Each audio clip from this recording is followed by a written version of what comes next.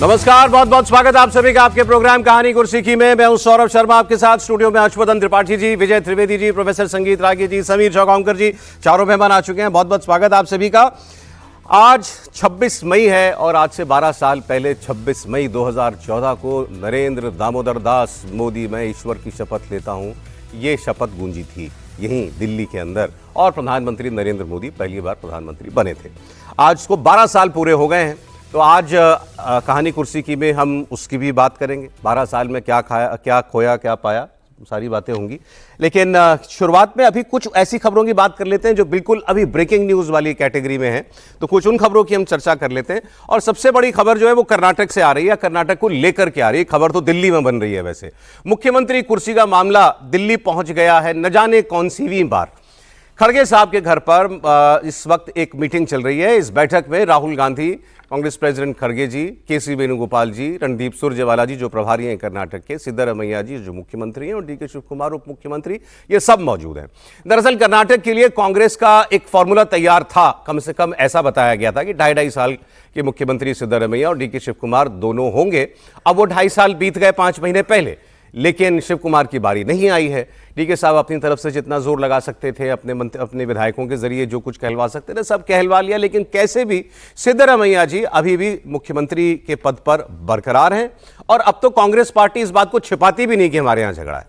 अब तो वो खुलकर कहती है हाँ भाई ये है, एक प्रॉब्लम है। और अब कांग्रेस के लोग ये कहने लगे, और ये अच्छी बात है, कांग्रेस के लोग ये कहने लगे हैं खुल के कि अब इस प्रॉब्लम का कोई फाइनल सोल्यूशन तो ढूंढना पड़ेगा, क्योंकि अब फिर 1 साल के बाद तो फिर तो केवल चुनावी साल माना जाता है।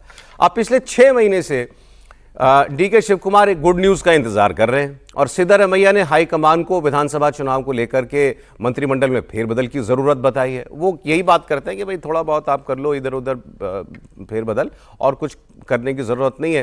फिर ये भी कांग्रेस के लोग कहते हैं भाई वोट तो सिद्धरामैया ही लाते हैं, ओबीसी नेता एक वही है और कांग्रेस के जितने चीफ मिनिस्टर हैं सब में ओबीसी एक वही है। ये बात भी ठीक है। अब सिद्धरामैया के साथ कई मंत्री भी दिल्ली पहुंचे हैं। ये भी अनयूजुअल है कि वो पूरा दल बल के साथ और मंत्रियों को लेकर के दिल्ली आए। आज सुबह एक ब्रेकफास्ट मीटिंग हुई उनकी कर्नाटक भवन में और बताया जाता है कि वहां उन्होंने अपने मंत्रियों से कहा कि भाई आप लोग चिंता ना कीजिए, जो भी कुछ होने जा रहा है वो थोड़ा बहुत टिंकरिंग होगी और मंत्रिपरिषद में, इससे ज़्यादा कुछ नहीं होगा। अब इसके अलावा 45 से ज़्यादा विधायक और 10 से ज़्यादा एमएलसी ये भी दिल्ली में इस वक्त कैंप किए हुए हैं। कुछ एमएलए तो लगातार कांग्रेस हाईकमान पर मंत्री बनाने का दबाव भी बना रहे हैं। सिद्धरामैया खेमा ये चाहता है कि वो अगले 2 साल भी मुख्यमंत्री जो है वो बने रहें और डीके चाहें तो उन्हें कुछ अहम विभाग दे दिया जाए। जैसे एक ये चर्चा चल रही है कि डीके शिव कुमार को होम मिनिस्ट्री देकर के उनको कुछ शांत किया जाए, उनको कुछ प्लेकेट कर लिया जाए। लेकिन डीके का कैंप यही चाहता है कि अपना जो वादा था वो वादा पूरा किया जाए। डीके कुछ अनुचित नहीं मांग रहे, वो वही मांग रहे हैं जो उनसे प्रॉमिस किया गया था। लेकिन जो ये वादा था ये कैमरे पे नहीं था, बंद कमरों में था। और कहते हैं कि सोनिया गांधी का वादा था, लेकिन चूंकि बंद कमरे में था तो इसकी गवाही देने वाला भी कोई नहीं है डीके शिव कुमार के अलावा। बहरहाल जो भी हो, इस वक्त ये सारा मामला जो है ये दिल्ली पहुंचा हुआ है। हमारे 2 सहयोगी जुड़ेंगे हमारे साथ, टी राघवन, जो आपको बताएंगे कि बेंगलुरु से क्या खबर या क्या आशाएं लेकर के ये नेता दिल्ली आए हैं और दिल्ली में इस वक्त क्या हो रहा है। तो पहले विजय लक्ष्मी जुड़ गई हमारे साथ दिल्ली से। विजय, मेरी आवाज अगर आपको मिल रही है तो क्या आप सुन पा रही हैं विजय लक्ष्मी?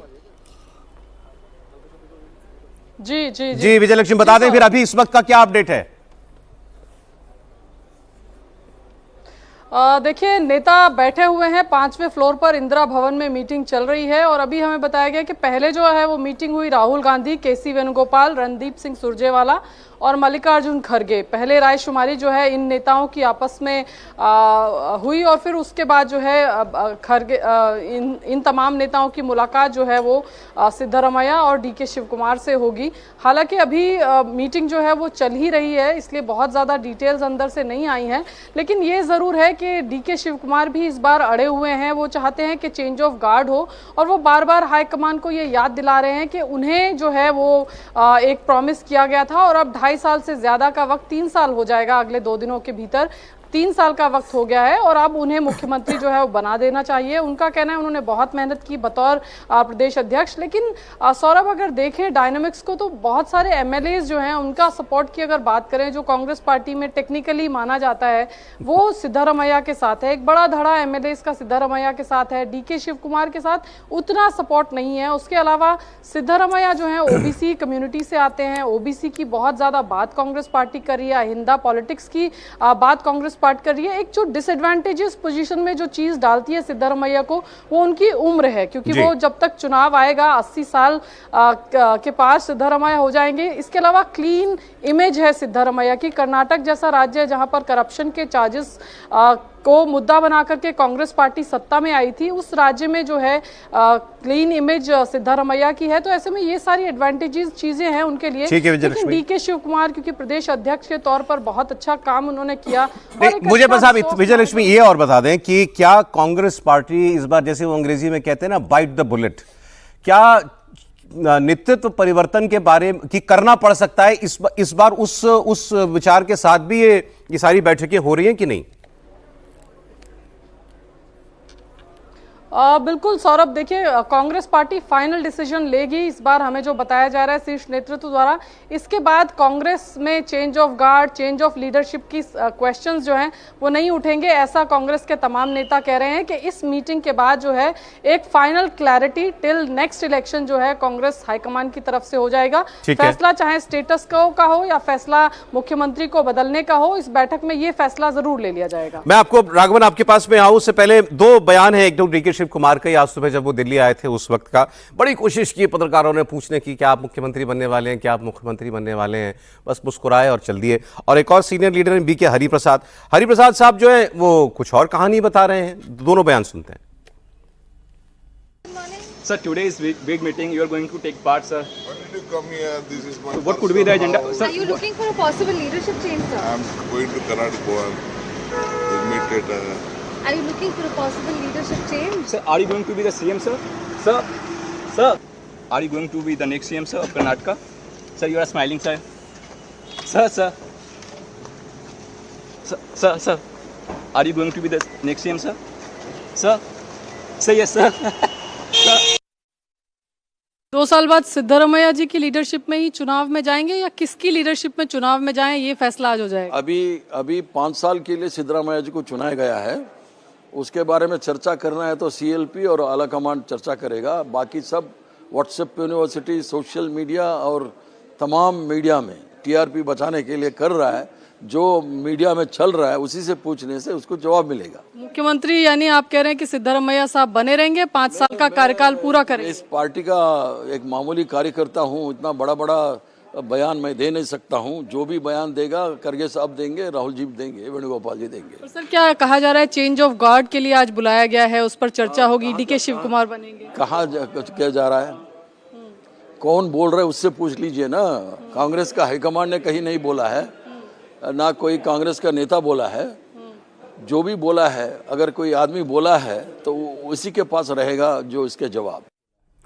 बीके हरिप्रसाद जी से विजयलक्ष्मी बात कर रही थी अभी, उन्होंने कमाल ही कर दिया। कहावत यह है कि धुआं उठाए तो कहीं तो आग लगी होगी, यहां तो आग दिख रही है, मतलब घर जलने को तैयार है, इतनी ऊंची ऊंची लपटें उठ रही। और बीके हरिप्रसाद ने कहा किसने कहा, आप लोग व्हाट्सएप यूनिवर्सिटी वाली खबरें चला रहे हैं, किस लिए बुलाया गया है फिर ये इन दोनों को यहाँ दिल्ली में। बहरहाल एक बार राघवन से भी हम सेंस ले लेते हैं। राघवन आप बताएं जरा, क्या खेमे तो दोनों के मजबूत होंगे, लेकिन जैसे अभी विजयलक्ष्मी ने कहा कि भाई एक ये चीज सिद्धारमैया के फेवर में है कि एमएलए उनके साथ हैं, तो एमएलए तो केरला में केसी वेणुगोपाल के साथ भी थे, लेकिन फिर भी बने सतीशन साहब। देखिए यहाँ पर सौरभ ये कहना जरूरी होगा कि एमएलएस के सपोर्ट के साथ साथ अगर लोकप्रियता के पैमाने की बात कर लें तो उसमें भी कम से कम सिद्धरामैया जो है वो डीके शिव कुमार से आगे हैं। वहाँ पर केसी वेणुगोपाल उतने लोकप्रिय नेता नहीं थे, वो लोकसभा के सांसद थे और उन्होंने कोशिश की थी आउट ऑफ द बॉक्स की किसी तरह से मैं सीएम बन जाऊं, लेकिन सतीशन को सब लोगों ने वहाँ फेवर किया था। यहाँ पर अगर जैसा लगातार सिद्धरामैया का कैंप ये बात करता है, जब अभी देखिए जो मीटिंग अभी चल रही है, हमें बताया गया है कि वो सिर्फ राज्यसभा और एमएलसीज के चुनाव को लेकर है। दोनों नेता एक साथ बैठे हैं और बाकी शीर्ष नेतृत्व के तमाम नेताओं के साथ मीटिंग चल रही है। इसके बाद जो मीटिंग होने वाली है वो 1-to-1 मीटिंग होगी, जिसमें राहुल गांधी अलग से सिद्धरामैया से और उसके बाद एक बार फिर जो है डीके शिव कुमार से बैठकर बात करेंगे और इस पर्टिकुलर सब्जेक्ट पर उस मीटिंग में चर्चा हो सकती है, ऐसा कहा जा रहा है। यहां पर सिद्धरामैया जो है अपनी तरह से पूरी तैयारी कर गए हैं। आज जो ब्रेकफास्ट मीटिंग उन्होंने अपने तमाम सीनियर मिनिस्टर्स जो अपने साथ लेकर वो गए, उनके साथ भी उन्होंने कहा कि यहां पर सिर्फ एक मंत्रिमंडल में फेरबदल के लिए मैं पूरी कोशिश करूंगा और हो सकता है कि आप में से कुछ लोगों को भी पार्टी के हित में सेक्रीफाइस करना पड़े, क्योंकि 2028 का पिच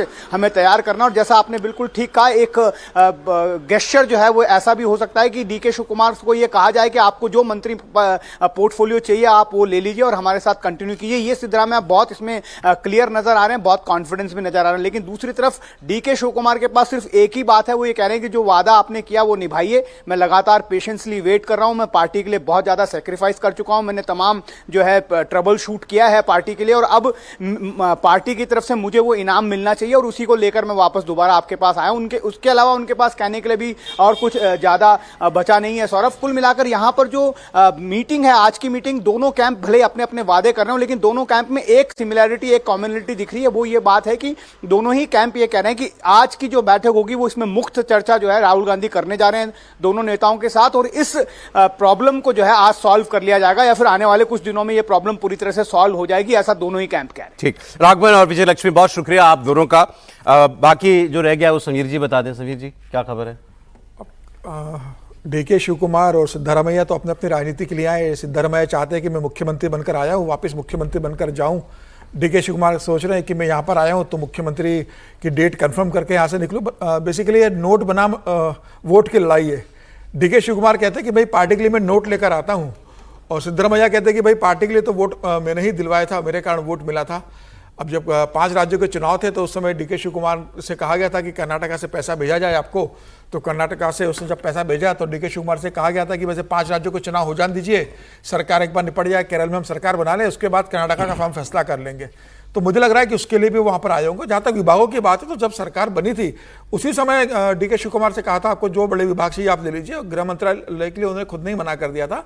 उन्होंने बेसिकली बेंगलोर डेवलपमेंट अथॉरिटी, जो कमाई के इरिगेशन, जहाँ पैसा ज़्यादा आता है वो विभाग उन्होंने रखा था। गृह मंत्रालय में उनका इंटरेस्ट नहीं है, जहाँ से पैसा बरसता है वो विभाग डीके शिव कुमार के पास है, चाहे वो मेट्रो का हो, चाहे वो वहाँ पर बेंगलोर डेवलपमेंट अथॉरिटी का हो। अब खड़गे साहब की चिंता ये है कि भाई मुख्यमंत्री कोई बने या नहीं बने, बस मुझे राज्यसभा फिर से कोई भेज दिया जाए। मेरा कार्यकाल 25 तारीख को खत्म हो रहा है तो राहुल गांधी कह दे कि आप राज्यसभा फिर से जाओगे। फिलहाल मुझे लगता है कि राज्यसभा से ज्यादा ये बात तय होगी। और ये जो बार बार उठ रहा है कि डीके शिव कुमार कहते हैं, विधायक आकर कहते हैं कि मुख्यमंत्री को लेके पूरी कांग्रेस में, कर्नाटका में इस बात को लेकर असमझ है। दिल्ली में चर्चा होती रहती है कि कल डीके शिव कुमार मुख्यमंत्री बनेंगे कि सिद्धरामैया बने रहेंगे। मुझे लग रहा है कि अब डीके शिव कुमार ने फाइनल नोटिस दे दिया है कि भाई आप तय कर लीजिए कि आपको मुझे बनाना है कि नहीं बनाना है, जो भी आप फैसला कर लीजिए। 2.5 साल का कमिटमेंट मुझे दिया गया था, अगर आपको पूरा नहीं करना है तो आप मुझे स्पष्ट बता दीजिए कि आप 2.5 साल नहीं रहोगे, पूरे 5 साल सिद्धरामैया रहेंगे। उसके बाद जब चुनाव में सरकार आएगी आपको मुख्यमंत्री बना दिया जाएगा। मुझे एक बार की जो स्थिति है वो पूरी क्लियर कर दीजिए। मुझे लगता है तो ये बात सही है कि इस बार कांग्रेस इस दौर की बैठकों में कोई फाइनल डिसीजन ले लेगी। निश्चित रूप से मुझे लगता है निश्चित रूप से डिसीजन ले लेगी। और अगर सिद्धरामैया को कंटिन्यू करना होगा तो डीके शिव कुमार से कह दिया जाएगा कि भाई 5 साल तक कोई सत्ता में परिवर्तन नहीं होगा, सिद्धरामैया के नेतृत्व में हम चुनाव लड़ेंगे। चुनाव के बाद अगर कुछ होगा तो आपको बना दिया जाएगा। फिलहाल इस मामले में कुछ चेंजेस नहीं होंगे, जो भी फैसला होगा मुझे आज हो जाएगा। ये बार बार का जो हो रहा है इसका ये खत्म हो जाएगा। आक्षेप के लिए दोनों को यहाँ बुलाया जैसा गया। भी राघवन ने कहा ना कि वो कहते हैं मैं ट्रबल शूटर हूं, तो ट्रबल शूटर को मिले तो तब जब वो कुछ ट्रबल देने को भी तैयार हो, और अभी तक डीके शिव कुमार ने कोई ट्रबल नहीं दी है। भाई ऐसा कोई उन्होंने काम नहीं किया। सचिन पायलट ने भी कोशिश करी थी, ज्योतिरादित्य सिंधिया ने तो सब कुछ ही विधायकों का बहुत गैप है सर, 135 विधायक है कांग्रेस के। बीजेपी के खाली 65 135 है, आधे से भी ज्यादा कम है कांग्रेस के विधायक। तो पार्टी इतनी बड़ी टूट नहीं सकती कि भारतीय जनता पार्टी का सरकार बना लिया, सरकार गिराने की स्थिति में क्यों आ जाए। और डीके शिव कुमार वैसे व्यक्ति भी नहीं है कि वो सरकार गिराने के स्टेज पर चले जाए। खड़गे साहब का क्या? खड़गे साहब ने तो कल फिर वही किया जो हर बार करते हैं, वो भूल ही जाते हैं मैं कांग्रेस प्रेसिडेंट हूं। कल भी रिपोर्टर ने उनसे कहा sir you will be meeting with DK Shiv Kumar ji and Siddharamaiah ji, what will be the decision? No, Rahul ji will take decision. Rahul ji बात करेंगे, मतलब सीधे सीधे खुद ही कह दिया उन्होंने। ये भी ठीक है, अच्छी बात है। वो भी नितिन ने को जिम्मेदारी दी होगी ना अध्यक्ष हमको। अच्छा, उन्होंने राहुल गांधी को जिम्मेदारी दी होगी, you please take care. Okay, अभी तो आपने कहा ना, शुरू में कहा कि कांग्रेस अब खुलकर सब बात कर। हर्षवर्धन जी, मुझे इधर कंट्रोल करना पड़ रहा है। नहीं ठीक है, थोड़ी देर बीजेपी की तरफ पहुंच जाते हैं आजकल। वो आपने कहा ना शुरू में कि अब कांग्रेस पार्टी वो छिपाती नहीं है, भाई है झगड़ा, तो खड़गे जी भी छिपाते नहीं। खड़गे जी तो राष्ट्रीय अध्यक्ष हैं, तो वो स्पष्ट बताते हैं कि राहुल जी डिसीजन लेंगे।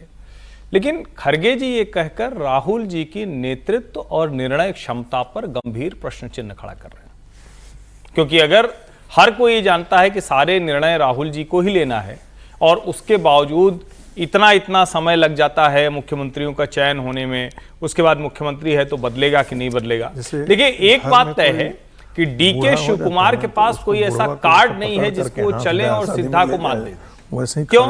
एक तो समीकरण जो है, और ये कोई न तो हेमंत शर्मा जैसी ताकत है, न शुभेंदु अधिकारी जैसी ताकत है, और न वो ऐसा धैर्य रखने वाले हैं कि हेमंता शुभेंदु और सम्राट की तरह आए भाजपा में और लंबे समय के बाद कहें कि हम बन जाएंगे।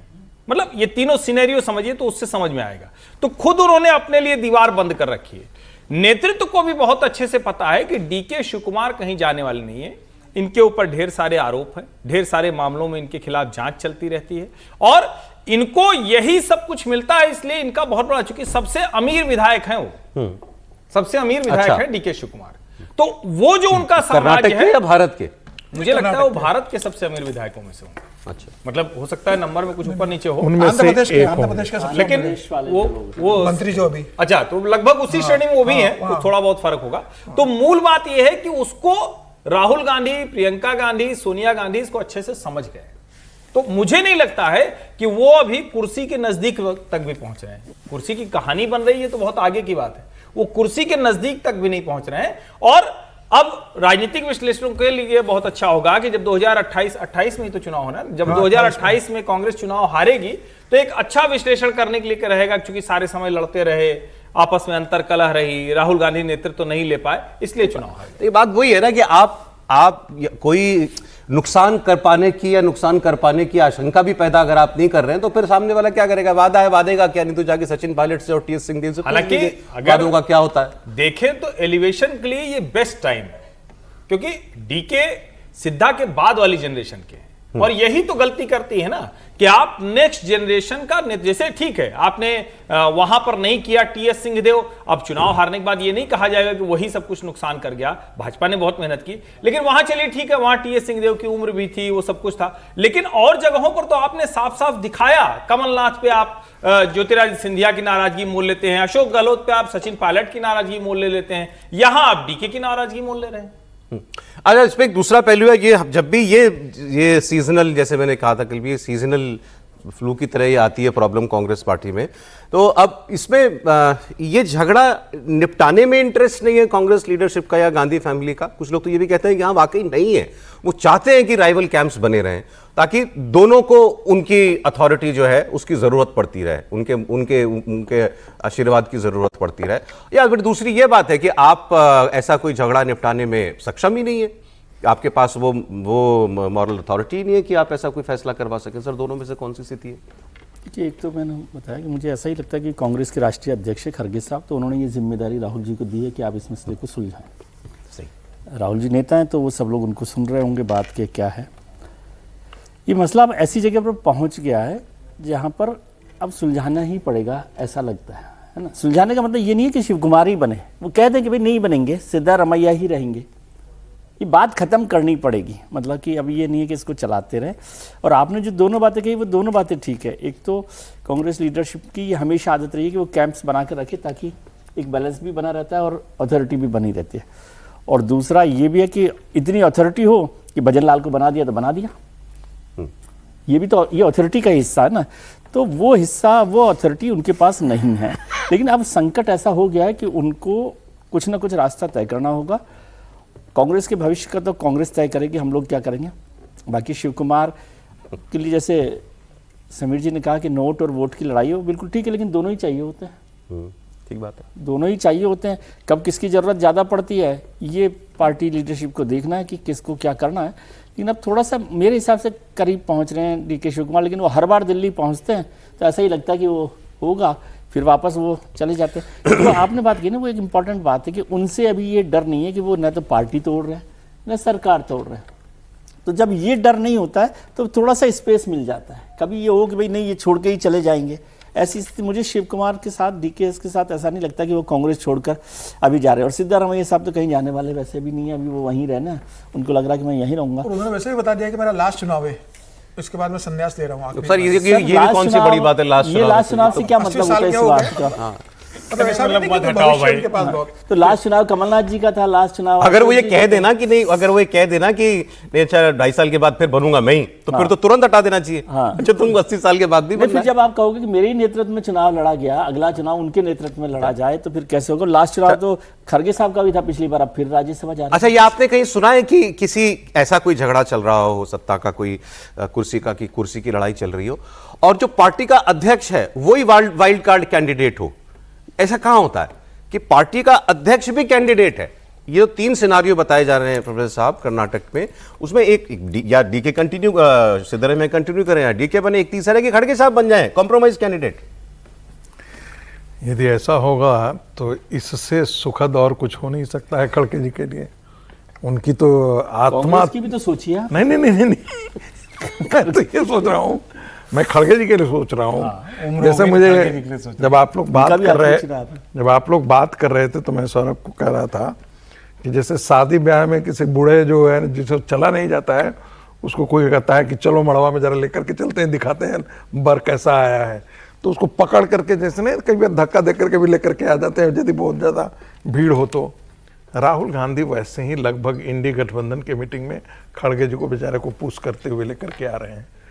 और राहुल गांधी जी को क्या खड़गे जी डेलीगेट करेंगे? पावर तो वहाँ से है, जितना डेलीगेशन तो वहाँ से होता है ना जहाँ पर पावर हो। तो जब पावर जिसके पास है ही नहीं वो क्या डेलीगेट करेगा? खड़गे जी के पास बेचारे के पास पावर नहीं है और वो सहज सरल आदमी व्यक्ति लगते हैं, क्योंकि वो जब आते हैं तो सच्चाई उनके मुंह से निकल जाती है कि अरे पावर हमारे पास थोड़े है, निर्णय मैं थोड़े करूँगा, निर्णय तो राहुल जी को करना है। तो वाकई ये सारी चीज़ें जो है राहुल गांधी पर आकर के टिक गई है। और ऐसी स्थिति में देखिए जब आप खूंटे से बंध जाते हैं ना तो यही स्थिति दिक्कत होती है जो डीके शिव कुमार की है। यदि डीके शिव कुमार में यदि लगता कि भाई हम भारतीय जनता पार्टी की तरफ भी छलांग मार सकते हैं और वहां जाकर के हम मुख्यमंत्री बन सकते हैं या नहीं बन सकते हैं, कम से कम हमारा केस सब खत्म हो जाएगा या कुछ हमको बेहतर एक मिल सकता है। नहीं तो अभी उनकी क्या है, 2 ही चीज तो है अभी, एक तो उनका बिजनेस एम्पायर है कर्नाटक के अंदर जी, और दूसरी बात है कि कांग्रेस पार्टी के अंदर सेकंड बड़े ताकतवर नेता के रूप में वहां पर है। इससे यदि बेहतर कोई उनको विकल्प मिल सकता है और आगे की राजनीति को ध्यान में रखते हुए जिस प्रकार से कांग्रेस सिमटती जा रही है चारों ओर से, इसकी कोई गारंटी नहीं है कि आगे आने वाले दिनों में 2028 का चुनाव में कांग्रेस वहां विजयी यदि नहीं हुआ और डीके शिव कुमार के खिलाफ यदि सारे केस खोल दिए गए तब क्या होगा डीके शिव कुमार के लिए? तो डीके शिव कुमार के लिए मुझे लगता है कि राजनीति के संभावनाओं के द्वार खुले रहने चाहिए और उनको अपनी आंखें भी खोल करके रखनी चाहिए।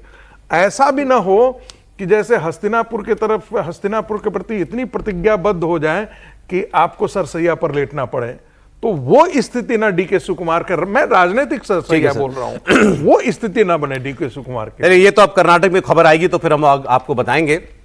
एक तमिलनाडु की बात कर लेते हैं जहां पर मुख्यमंत्री विजय की सियासी ताकत और बढ़ती जा रही है। एआईएडीएमके के 3 विधायकों ने इस्तीफा देकर टीवी के ज्वाइन कर लिए। ऑपरेशन विसल, जैसे ऑपरेशन लोटस मशहूर हो गया, ऐसे ही ऑपरेशन विसल, ऑपरेशन सिटी चल रहा है तमिलनाडु में। उनके पास 118 चाहिए, इनके पास 107 108 हैं। तो अब एआईएडीएमके वाले आ गए थे कई सारे बागी होकर के गुट, एक पूरा 30 विधायकों का। लेकिन प्रॉब्लम ये थी कि सब वो बाकी जो सहयोगी हैं इस सरकार के अंदर, टीवी के सरकार के अंदर, उन्होंने साफ कह दिया था भाई एआईएडीएमके वाले हमको बर्दाश्त नहीं है, ये नहीं आने चाहिए। तो वो अब क्या है कि वो गुट के तौर पर नहीं आए, लेकिन अब वो इस्तीफा देकर के आएंगे, अब वो टीवीके के मेंबर हो जाएंगे, तो कोई एतराज भी नहीं कर सकता। और इससे विजय जो है ये कांग्रेस पार्टी, ये वीसीके और ये आईयूएमएल, इन सबसे पीछा छुड़ाना चाहते हैं। ना भी छुड़ाना चाहें तो कम से कम इनके कभी मुझे इनके ब्लैकमेल में ना आना पड़े, वो इसलिए वो है जो है अब ये ऑपरेशन विसल चला करके अपने 118 पूरे कर लेना चाहते हैं। समीर जी बिल्कुल निश्चित रूप से, और जिस तरीके से समर्थन उसको मिला है, जिस समय फ्लोट पे बहुमत पूर्ण करने के लिए विधायक नहीं थे उनके पास, राज्यपाल ने 3 बार उनको लौटा दिया कि भाई पहले आप पूरे 118 एमएलए की सूची लेके आइए, और उसके बाद एआईएडीएमके के धड़े ने जिस तरीके उनको समर्थन दिया, और अब ये खबर ये आ रही है कि सिर्फ 3 विधायकों ने भी इस्तीफा दिया है। कम से कम 11 AIADMK के विधायक और लाइन में हैं जो किसी भी समय पार्टी छोड़कर विजय के साथ जा सकते हैं। और मुझे लग रहा है कि ये मतलब विजय के पक्ष में एक अच्छा माहौल वहां पर बन रहा है, जिस तरीके से वो फैसले रह रहे हैं। और AIADMK पार्टी बहुत बुरी तरीके से टूटी है, और इन 3 में से 2 विधायकों के बारे में इंटरेस्टिंग खबर है कि वहां से जो चुनाव जीते हैं वहां पर विजय की पार्टी ने बहुत अच्छा प्रदर्शन किया था वहां पर।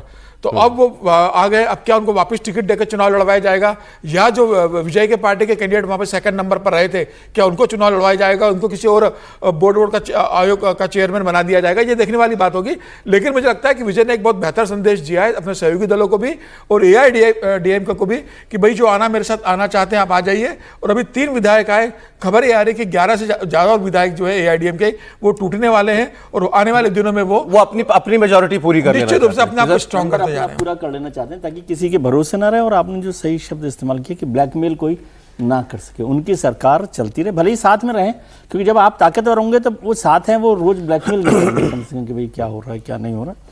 और टीवी वो एक्चुअली क्या पूरे तमिलनाडु में ये पूरी राजनीति जो बदली है उसमें टीवी के साथ भी लोग आते जा रहे हैं। उनको लग रहा है कि भविष्य जो है अब ये द्रविड़ राजनीति से जितना जल्दी निकल जाए बेहतर है। और टीवी के भी 5 साल तो रहने इस बार तो कोई नहीं कह रहा कि ये हॉर्स ट्रेडिंग हुई या पैसे से खरीदा विधायक, तो इच्छा भी तो होती है बहुत सारे लोगों की। अच्छा, ऑपरेशन लोटस में तो करप्शन है, चोरी, और इसमें जो इच्छा है। आज मोदी सरकार को पूरे 12 साल हो गए। 26 जून को आज मतलब इसी तिथि को आज 26 मई को, माफ कीजिएगा, 26 मई को 2014 में प्रधानमंत्री नरेंद्र मोदी ने पहली बार शपथ ली थी। आज उसको पूरे 12 साल हो चुके हैं, और भारतीय जनता पार्टी जो है इस मौके पर इसको भी एक बड़ा इवेंट बना रही है। सारे जितने बड़े छोटे से लेकर बड़े नेता हैं सब बधाई भी दे रहे हैं और बता रहे हैं कि इस 12 साल में नरेंद्र मोदी ने उनकी क्या क्या उपलब्धियां रही हैं, और बहुत सारी उपलब्धियां भी हैं, बहुत सारे ऐसे फैसले हैं जिनको आप विवादास्पद भी कह सकते हैं।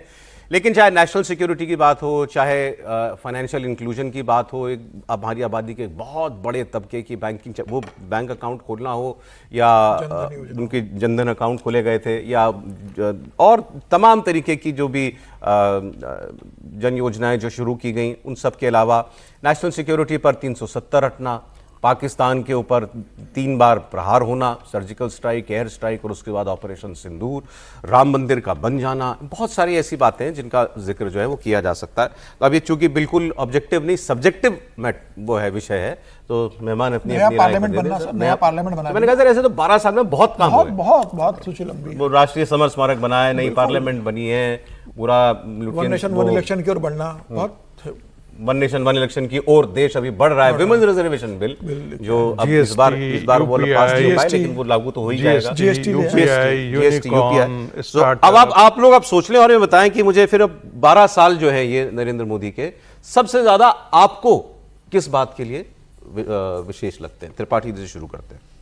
नहीं, मुझे तो मतलब बहुत लंबी फहरिस्त है, तो इसलिए अगर उसमें जाएंगे तो, लेकिन एक लाइन में अगर कहें तो भारत के बोध के साथ आप रहें और आपका मजाक उड़ाने की किसी की हैसियत न हो, ये है नरेंद्र मोदी का 12 वर्ष।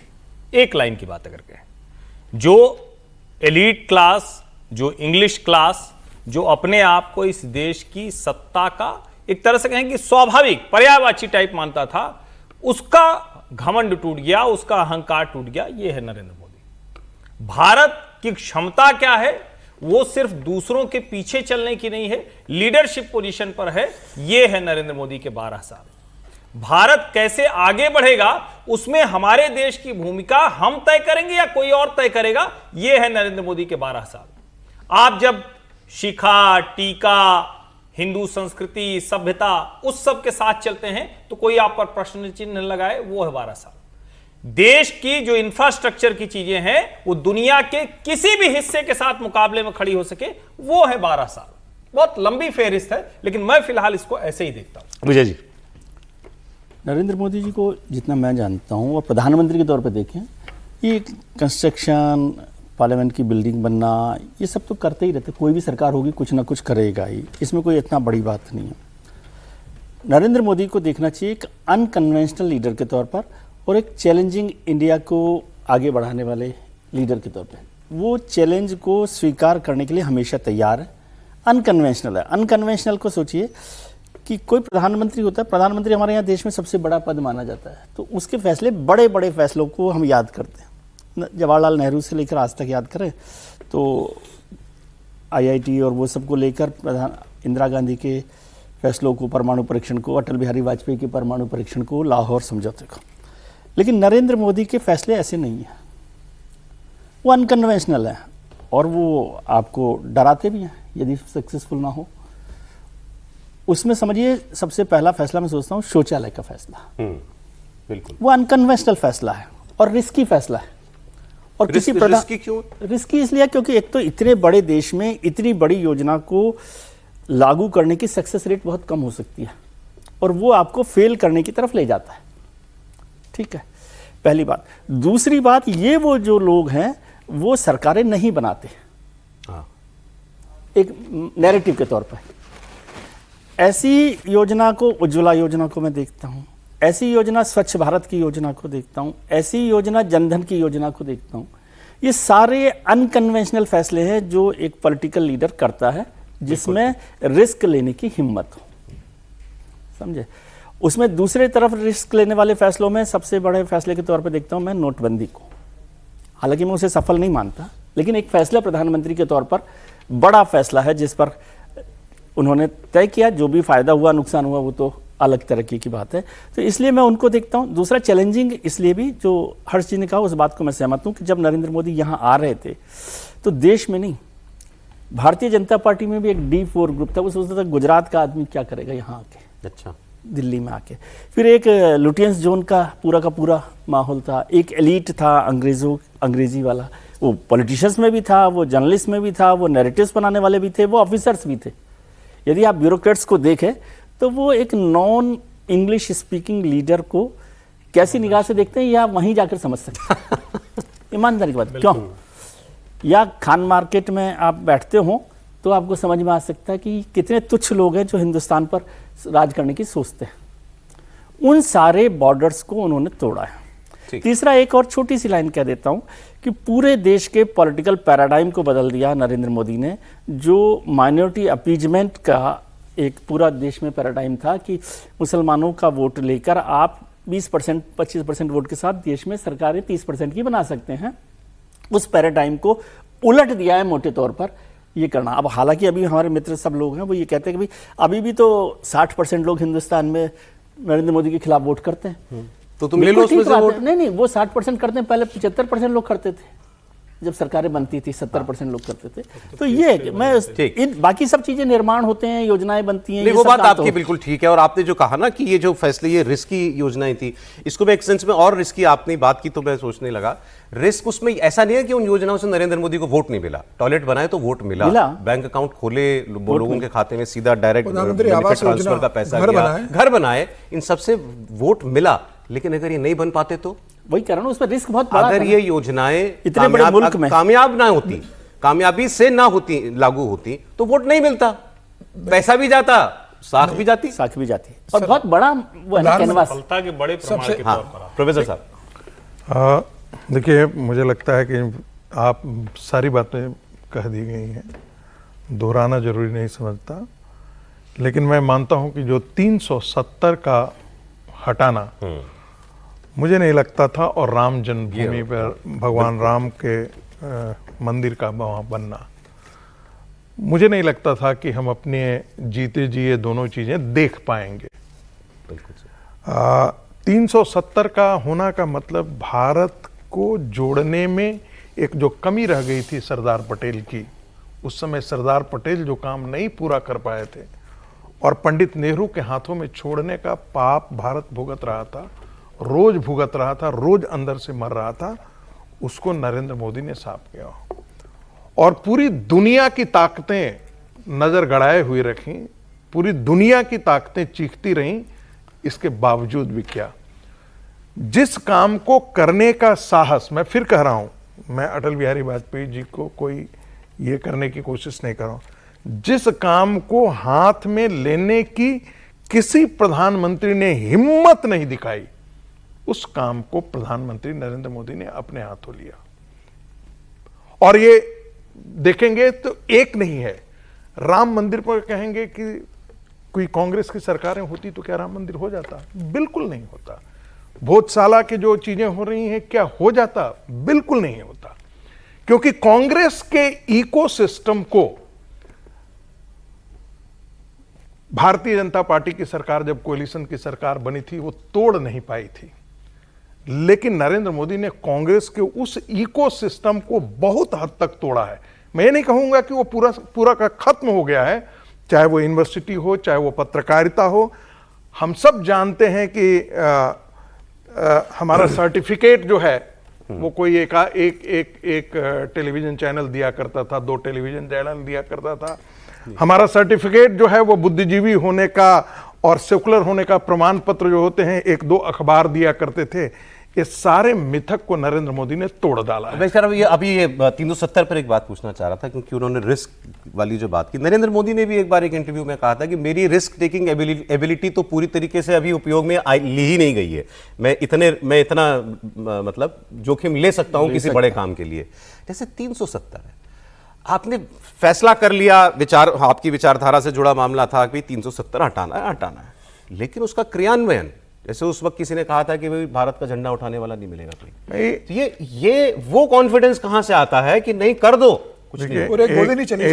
एक वाकया बताता हूं और ये दर्शकों के लिए वो शेयर कर रहा हूं कि हम लोग 370 और 35A जब कोई नहीं जानता था, 2014 में मैंने यूनिवर्सिटी ऑफ दिल्ली में इंट्रोड्यूस कर दिया था सिलेबस में। और एक बार हम लोग कहीं बैठे हुए थे, अरुण जेटली जी ने आया, कहा 370 नहीं है, 35 सबसे बड़ा ये है, इस पर काम करो, तुम लोग इस पर काम करो। तो हमको लगता था ये कोर्ट में जाते जाते पता नहीं कब होगा, क्या जब तक ये पॉलिटिकल निर्णय नहीं होगा। और हम लोग बार बार कहते थे अब तो सरकार आई है, अब क्यों नहीं हो रहा है, अब क्यों नहीं हो रहा है। आपको याद होगा निर्णय लिया, आपने देखा होगा कि 2014 के बाद नरेंद्र मोदी निर्णय नहीं ले रहे हैं। ऐसे जो भी निर्णय हो जो भारतीय जनता पार्टी के और संघ परिवार के वैचारिक अधिष्ठान से जुड़े हुए थे, वे सारे फैसले 2019 के चुनाव के बाद हो रहे हैं। जीतते ही आपने देखा कि जो है वो राम मंदिर का निर्माण की तरफ आगे बात बढ़ गई। और आपको ध्यान में होगा कि राम मंदिर के निर्माण पर इस देश में बहुत उथल पुथल मची हुई थी कि भारतीय जनता पार्टी की सरकार 5 साल रह गई और राम मंदिर नहीं बना, राम मंदिर नहीं बना, राम मंदिर नहीं बना। बहुत चीजें ऐसी हैं जो उसको उथल पुथल कांग्रेस, भारतीय जनता पार्टी और इसके बीच में हो रहा था। क्यों वैसे आपने कहा तो ठीक है, लेकिन क्यों पहले 5 साल में क्यों नहीं, 19 के बाद क्यों हुए सारे काम? पहले इसलिए क्योंकि पहले उन्होंने अपने आप को, जैसे हम कहते हैं ना, आते ही अनस्टेबल नहीं कर देना है।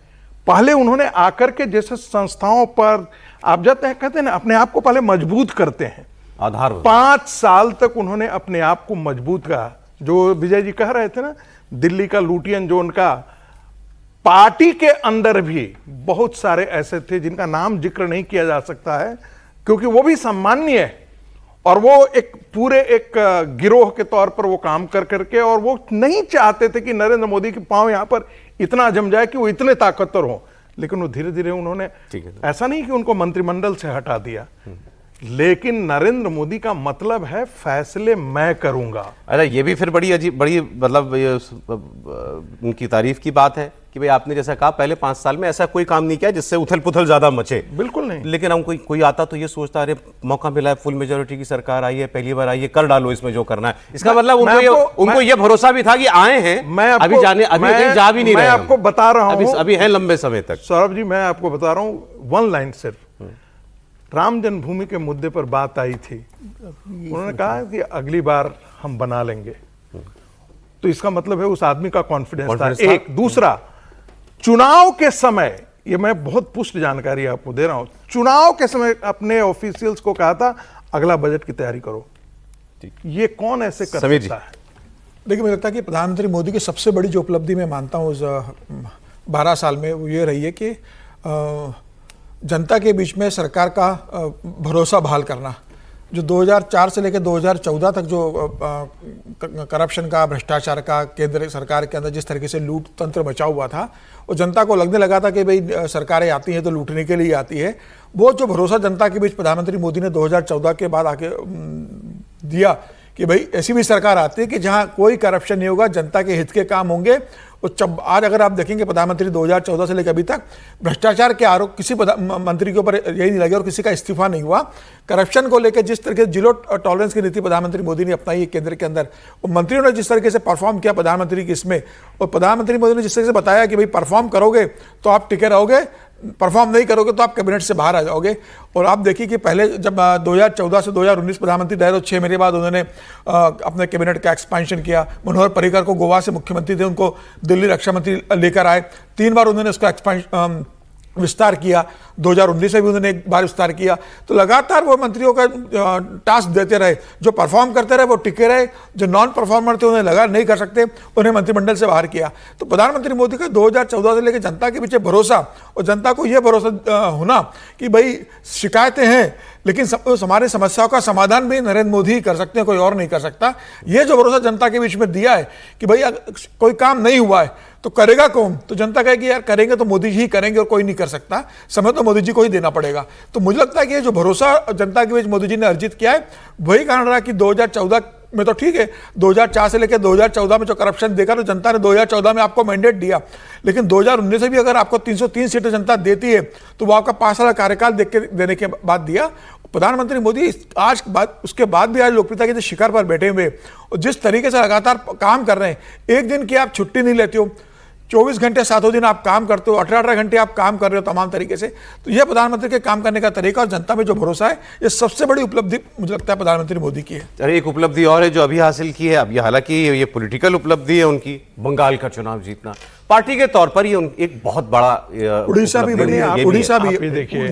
आप ये देखिए कि भारतीय जनता पार्टी 6 राज्यों तक सिमटी हुई पार्टी थी जी सत्ता के टर्म्स में। त्रिपुरा देखिए, हरियाणा देखिए, त्रिपुरा देखिए, हरियाणा देखिए, ये सब ऐसे राज्य हैं जिसकी बंगाल देखिए जिसकी पहली बार, महाराष्ट्र अपने बल पे, उड़ीसा अपने बल पे, बिल्कुल ये अकल्पनीय है। अब सर बंगाल सबसे ज्यादा जो मुझे लगता है सामाजिक न्याय की जो परिभाषा नरेंद्र मोदी ने दिया है, वो जिसे जमीन पर उतारना, आप समझ रहे हैं किसी को जब महिलाएं शौचालय के लिए संध्या का इंतजार करती थी, क्या भारत के किसी प्रधानमंत्री को यह दर्द नहीं आया? बिल्कुल ठीक बात। बंगाल की बात कर रहे थे हम, तो ये उपलब्धि तो बड़ी है। अब वहां जो काम, जो जिम्मेदारी है या चुनौती है वो भी बहुत बड़ी है, और वो इस सरकार का सबसे बड़ा वादा भी था कि हम घुसपैठियों को भगाएंगे। तो उसमें सबसे पहले तो ये फैसला हुआ कि भाई फेंसिंग पर जमीन दो, बीएसएफ को वो दे दिया गया, चिकन नेक कॉरिडोर वो जमीन केंद्र को दे दी गई। फिर अब उसके बाद ये फैसला हुआ कि पुलिस जिन घुसपैठियों को पकड़ेगी, घुसपैठियों को पकड़ के सीधे बीएसएफ के हवाले कर देगी। अब ये देखिए आप ताजा तस्वीरें, पहले तो घुसपैठियों को रखने के लिए अलग होल्डिंग जोन्स जो हैं, होल्डिंग सेंटर्स बनाए जा रहे थे, लेकिन ये फिर वही जो आपने एसआईआर के दौरान देखा था वैसी तस्वीरें हैं। खुद ब खुद बांग्लादेशी बॉर्डर की तरफ भागने लगे हैं, खुद ब खुद जा रहे हैं। पकड़े जाने के डर से घुसपैठिए जो थे, जो इलीगल तरीके से आए थे, वो खुद बोरिया बिस्तरा लिए, अपना सामान वामान लिए जा रहे हैं बॉर्डर की तरफ। पश्चिम बंगाल के अलग अलग हिस्सों में अवैध रूप से रह रहे 100 से ज्यादा बांग्लादेशी घुसपैठिए नॉर्थ 24 परगना के हाकिमपुर चेकपोस्ट पर पहुंचे हुए हैं, और ये सभी वापस अपने देश बांग्लादेश को लौटना चाहते हैं। अब बांग्लादेश को भी सोचना चाहिए कि भाई ये जो लोग खुद ब खुद जाना चाह रहे हैं तो ये कौन है? उन्हीं के लोग हैं। घुसपैठियों का ये दावा है कि वो दलालों की मदद से बॉर्डर पार करके 1 से 1.5 साल पहले काम के लिए पश्चिम बंगाल के अलग अलग हिस्सों में जाकर के बस गए थे। मालदा और मुर्शिदाबाद में अवैध घुसपैठियों को हिरासत में भी लिया गया है। 100 के करीब ऐसे लोग हैं जो पकड़े भी गए हैं। इन घुसपैठियों को होल्डिंग सेंटर्स में रख लिया गया है। अच्छा, इन होल्डिंग सेंटर्स को लेकर के भी कल केंद्र सरकार के मंत्री हैं सुकांत मजूमदार, प्रदेश अध्यक्ष भी थे पहले बंगाल बीजेपी के, वो ये कह रहे थे कि ये होल्डिंग सेंटर्स बिल्कुल टेम्पररी अरेंजमेंट्स हैं। ये ऐसा नहीं है कि कोई कह देगा ये कॉन्सेंट्रेशन कैंप जैसा बनाया जा रहा है जैसे तो हिटलर ने बनाया था। उन्होंने कहा बहुत ही कम वक्त के लिए जो भी व्यक्ति पकड़ा जाएगा उसको होल्डिंग सेंटर में लाया जाएगा, ताकि जितना वक्त उसको बीएसएफ के सुपुर्द करने में लगता है उसको उतना वक्त हम किसी जगह रखें। और उन्होंने ये भी कहा कि हम इनको जेल में भी नहीं रखना चाहते, जेल में भी नहीं इनको भेजेंगे सीधा, क्योंकि वो फिर प्रोसेस लीगल प्रोसेस है। हम केवल बीएसएफ को हैंडओवर करने तक घुसपैठिए जो भी पकड़े जाएंगे उनके लिए हमने उनको रखने के लिए होल्डिंग सेंटर्स बनाए हैं। तो ये तस्वीरें देखिए, विजय जी क्या कहेंगे इस पे? बीजेपी के तो मतलब इलेक्शन का मैनिफेस्टो में भी इस बात पर जोर दिया गया था घुसपैठियों को लेकर, और जो होम मिनिस्टर साहब है उन्होंने ये कहा ही था, ये स्लोगन ही होम मिनिस्टर साहब का कि डिटेक्ट, डिलीट एंड डिपोर्ट। अब उस पर काम हो रहा है, अच्छी बात है। ये तो काम हम लोग हमेशा ही कहे, घुसपैठियों को भेजना चाहिए, सरकार को इस पर काम करना चाहिए। लेकिन वो काम कैसे होगा मुझे नहीं पता है, सरकार को ज़्यादा पता होगा कि क्या ये जो होल्डिंग सेंटर और आप कह रहे हैं बीएसएफ को सौंप देंगे, तो क्या ये पुशबैक के थ्रू कर रहे हैं? पुशबैक के थ्रू क्या इंटरनेशनल बॉर्डर्स को ऐसे क्रॉस किया जा सकता है? नहीं। और कितने लोगों को किया? ये 100 लोग तो किए जा सकते हैं। जब 1 करोड़ लोग रह रहे हों तो 1 करोड़ लोगों को पुशबैक करके नहीं किया जा सकता। मुझे ये लगा जैसे ये आज ये कुछ मैसेज के लिए हो सकता है, जैसे आज ये कुछ लोग खुद वापस जा रहे हैं। मुझे लग रहा है ये पश्चिम बंगाल सरकार की शायद उम्मीद भी हुई है कि भाई ऐसी सख्ती करो या ऐसा माहौल बनाओ कि खुद ब खुद लोग पकड़े जाने के डर से वापस। हाँ, लेकिन बॉर्डर पर कैसे वो एक्सेप्ट करेंगे उधर? ये तो इधर का हिस्सा है ना सर, आप इसको समझिए। ये इतना आसान काम नहीं ना। यहाँ से जो लोग, ये सही है कि वो बांग्लादेशी होंगे जो घुसपैठी हैं, डर के मारे भी जा रहे होंगे, जैसे SIR के वक्त भी आपने कहा कि वो जा रहे थे। लेकिन बांग्लादेश बॉर्डर पे एक BSF का बॉर्डर है भारत का, जिनकी मदद से ये लोग यहाँ आए, ठीक है। और अब वो उनको पुशबैक करेंगे तो वहाँ तो बांग्लादेश का बॉर्डर है, जो सरकार पुलिस होगी, जो भी सेंट्रल फोर्सेज होंगी, वो उसको कैसे एक्सेप्ट करेंगे? क्या आपके पुशबैक करने से वो वहाँ एक्सेप्ट हो सकता है? ये एक इसका टेक्निकल मामला है, समझे। और 150 लोगों को आप पुशबैक कर सकते हो, 1 करोड़ लोगों को पुशबैक नहीं कर सकते। तो इस पर सरकार कैसे का, मुझे लगता है ये अभी एक पॉलिटिकल मैसेज के तौर पर भी सरकार ने वादा किया था। अब वो जितना कर सकते हैं उनको एक बार करें और फिर उसके बाद टेक्निकल तरीके से लड़ाई लड़ी जाए, जो भी काम करना है उसको। ठीक है। हाँ सर। देखिए सौरभ, कोई 1-8 करोड़ बांग्लादेशी देश में घुसपैठिए होते तो बात समझ में आती है। 3 से 4 करोड़ के आसपास के बांग्लादेशी घुसपैठिए भारत के अंदर रह रहे हैं। ये कोई छोटी मोटी संख्या नहीं है, एक पूरे प्रदेश की जनसंख्या के आसपास के बराबर की जनसंख्या है। सबसे महत्वपूर्ण मुद्दा ये है कि इन सारे को आप पुशबैक के तरीके से आप भेज ही नहीं सकते हैं, असंभव सा है ये चीज। इनके इसका उपाय क्या किया जा सकता है? क्या आप इनको भारत के अंदर रख करके इनके पहले, सबसे पहले तो इनका सारे कार्ड, सिटीजनशिप वगैरह सारे जो फेक इन्होंने आईडी बना रखे हैं वो सारे खत्म करें जी। फिर कुछ ऐसा उपाय जो टेलीविजन पर नहीं कहा जा सकता है, बोला नहीं जा सकता है, ताकि आगे अपने जनरेशन को नहीं बढ़ा सकें। ठीक है। उस वैसे भी कुछ उपाय करने की आवश्यकता पड़ेगी। ठीक है। यदि आप वाकई हार्श तरीके अपनाना चाहते हैं और उनको रोकना चाहते हैं। त्रिपाठी जी, देखिए मुझे लगता है कि ये हम लोग जो बात कर रहे हैं बड़ी तकनीकी वजहों में फंस गए हैं। भारतीय जनता पार्टी अपने एजेंडे पर चलती है, अपने मतदाता को ये आश्वस्त करती है कि जिस पर आपने जाके वोट दिया है वो पूरा हो रहा है। और इसको अगर यूं देखें तो एक शब्द होता है डेटरेंट पॉलिसी। ये डेटरेंट है।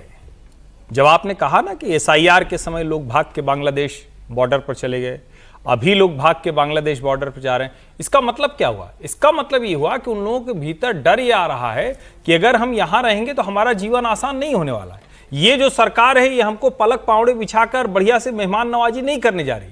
और ये डेटरेंट इसलिए बहुत जरूरी है क्योंकि जब इतनी बड़ी संख्या बांग्लादेशी घुसपैठियों की हो गई है बरसों बरस में, श्री प्रकाश जायसवाल ने 1.25 करोड़ बताया था, तो उनके जो लोग हैं वो तो लगातार वो फ्लो बना रहेगा। तो पहला डेटरेंट पॉलिसी यानी डर पैदा करना। दूसरा काम, जब वो इस तरह के होल्डिंग सेंटर्स में रखेंगे और मान लीजिए 100, 200, 500, 1000, 2000 ऐसे होल्डिंग एरिया में रखे जाने लगे लोग, तो जो दुनिया के लिए, जिसको हम बार बार कहते हैं बांग्लादेश एक्सेप्ट करेगा या नहीं करेगा, उसका हम दबाव बनाएंगे। और तब वो थर्ड प्रोसेस है जब हम कहें कि कानूनी तौर पर इतने लोगों को हम ले जाएंगे, लेकिन अभी तो वहां से फ्लो पूरी तरह से रुके और जो है उनके अंदर भय पैदा करके उनको वापस कर सके। ठीक है। ईरान और अमेरिका इजराइल की जंग में ट्रंप ने एक ऐसा पत्ता खेल दिया है जिसका हश्र जाने क्या होगा, ये तो वक्त बताएगा। लेकिन एक बहुत ही बोल्ड, बहुत ही एम्बिशियस, और कुछ लोग तो कह रहे हैं मतलब जिनके लिए उन्होंने ये प्रपोजल दिया है उनके लिए तो, कई के लिए तो शायद एक डेथ वारंट सा भी हो अगर उनको मजबूरी में ये काम करना पड़ जाए। ट्रंप ने आत्महत्या जैसा क्या क्या ऐसा कह दिया है ट्रंप ने? पहले तो ट्रंप ने ये कहा कि कल एक लंबा चौड़ा 2 पन्ने का पोस्ट किया ट्रंप ने सोशल मीडिया पर और कहा कि negotiations with Iran are proceeding nicely. हमारी नेगोशिएशन बढ़िया चल रही है उनके साथ। It will be only a great deal or no deal, या तो बहुत जबरदस्त डील होगी नहीं तो कोई डील नहीं होगी। और उसके बाद फिर back to the battle ground and shooting, but bigger and stronger than ever before. इसके बाद हम फिर बम मारेंगे अगर हमारी बात नहीं बन पाती है तो।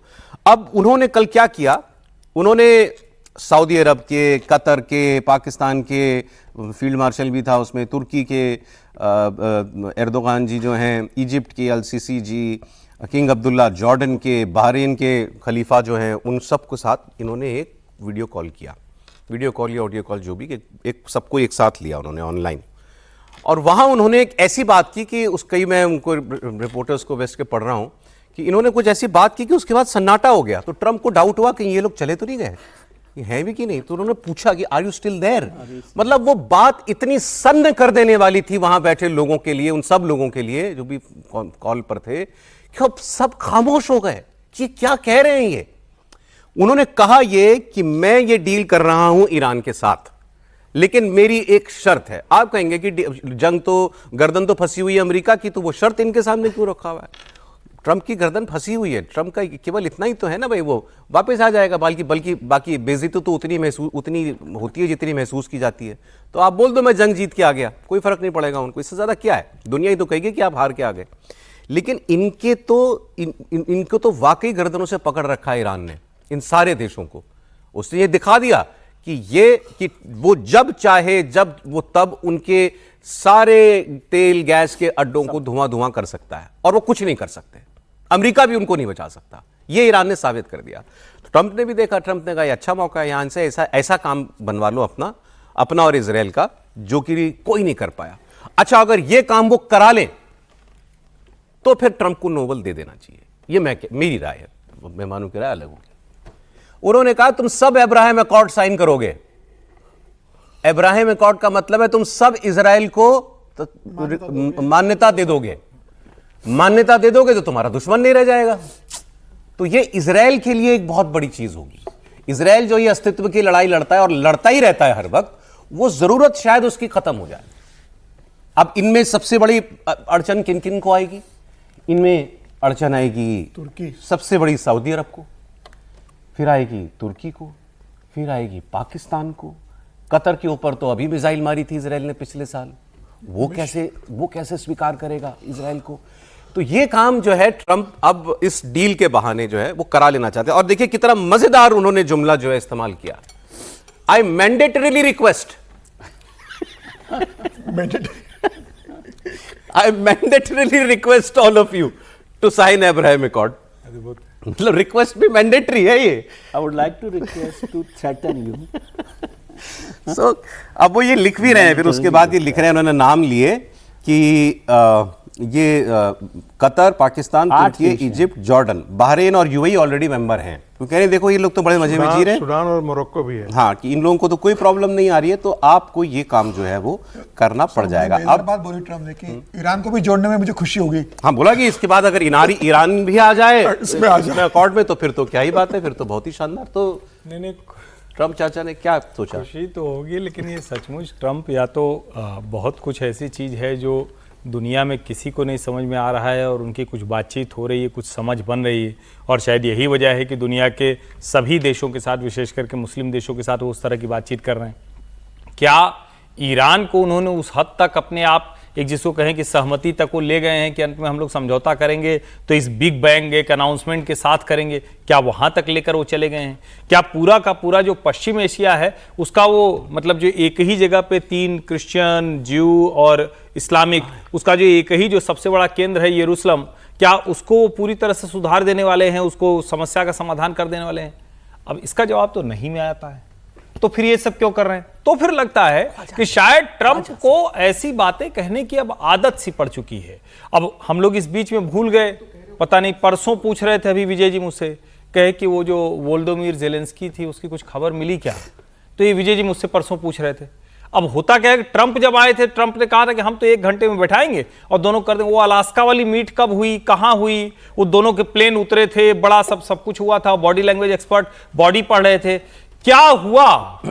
बॉडी लैंग्वेज पढ़ते पढ़ते यहां तक हम आ गए। मुझे लगता है कि ट्रंप पता नहीं, मतलब जिसको कहते हैं कि उथल पुथल में ही अपना कार्यकाल बिता देना चाहते हैं, और दुनिया भी उथल पुथल में रहे, वो भी उथल पुथल में रहे, क्योंकि ये तो संभव नहीं होने वाला है। ये इतनी चीजें नहीं संभव होने वाली है कि एक साथ जितनी समस्याएं हैं वो सब समाधान हो जाए। और क्या गाजा में वो बस्ती बन गई? क्या वो जो बफर जोन बनना था, इंटरनेशनल सिक्योरिटी, क्या आईएसएफ कौन सी बनाए थे, वो बन गई क्या? कुछ नहीं। बेचारे जेलेंस्की तो रोज ही रो रहे होंगे, उनका तो बुरा हाल है। अभी कल मारा है रशिया ने, बहुत भयानक धमकी दी है, मैं कीव बर्बाद कर दूंगा। मैं वही कह रहा हूं, बहुत भयानक मिसाइलें मारी तो मुझे लगता है कि ट्रंप तो बस ये है कि दुनिया में दूसरे तरह की हेडलाइन बनाकर वो एक मतलब विचित्र ही काम कर रहे हैं। इसी में एक और वो गजब बात कह रहे हैं। एक तो मैंडेटरीली रिक्वेस्ट किया, फिर ऊपर से कह रहे हैं it may be possible that 1 or 2 may have a reason for not doing so and that will be accepted.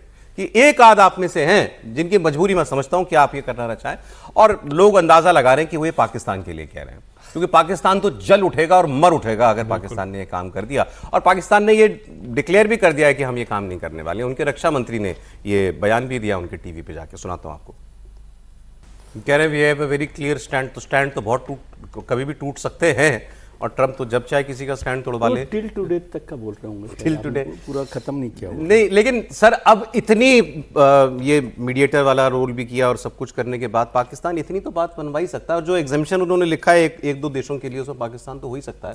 Pakistan हो सकता है, लेकिन नहीं, आप इसको दूसरे तरफ से देखिए कि अभी कई दिन से हम लोग चर्चा कर रहे थे कि ये युद्ध तो शुरू करवाया इजराइल ने, और ईरान और अमेरिका वो तो कहीं पर है ही नहीं। इतने दिन से यही चर्चा हो रही है ना कि इजराइल कहाँ है।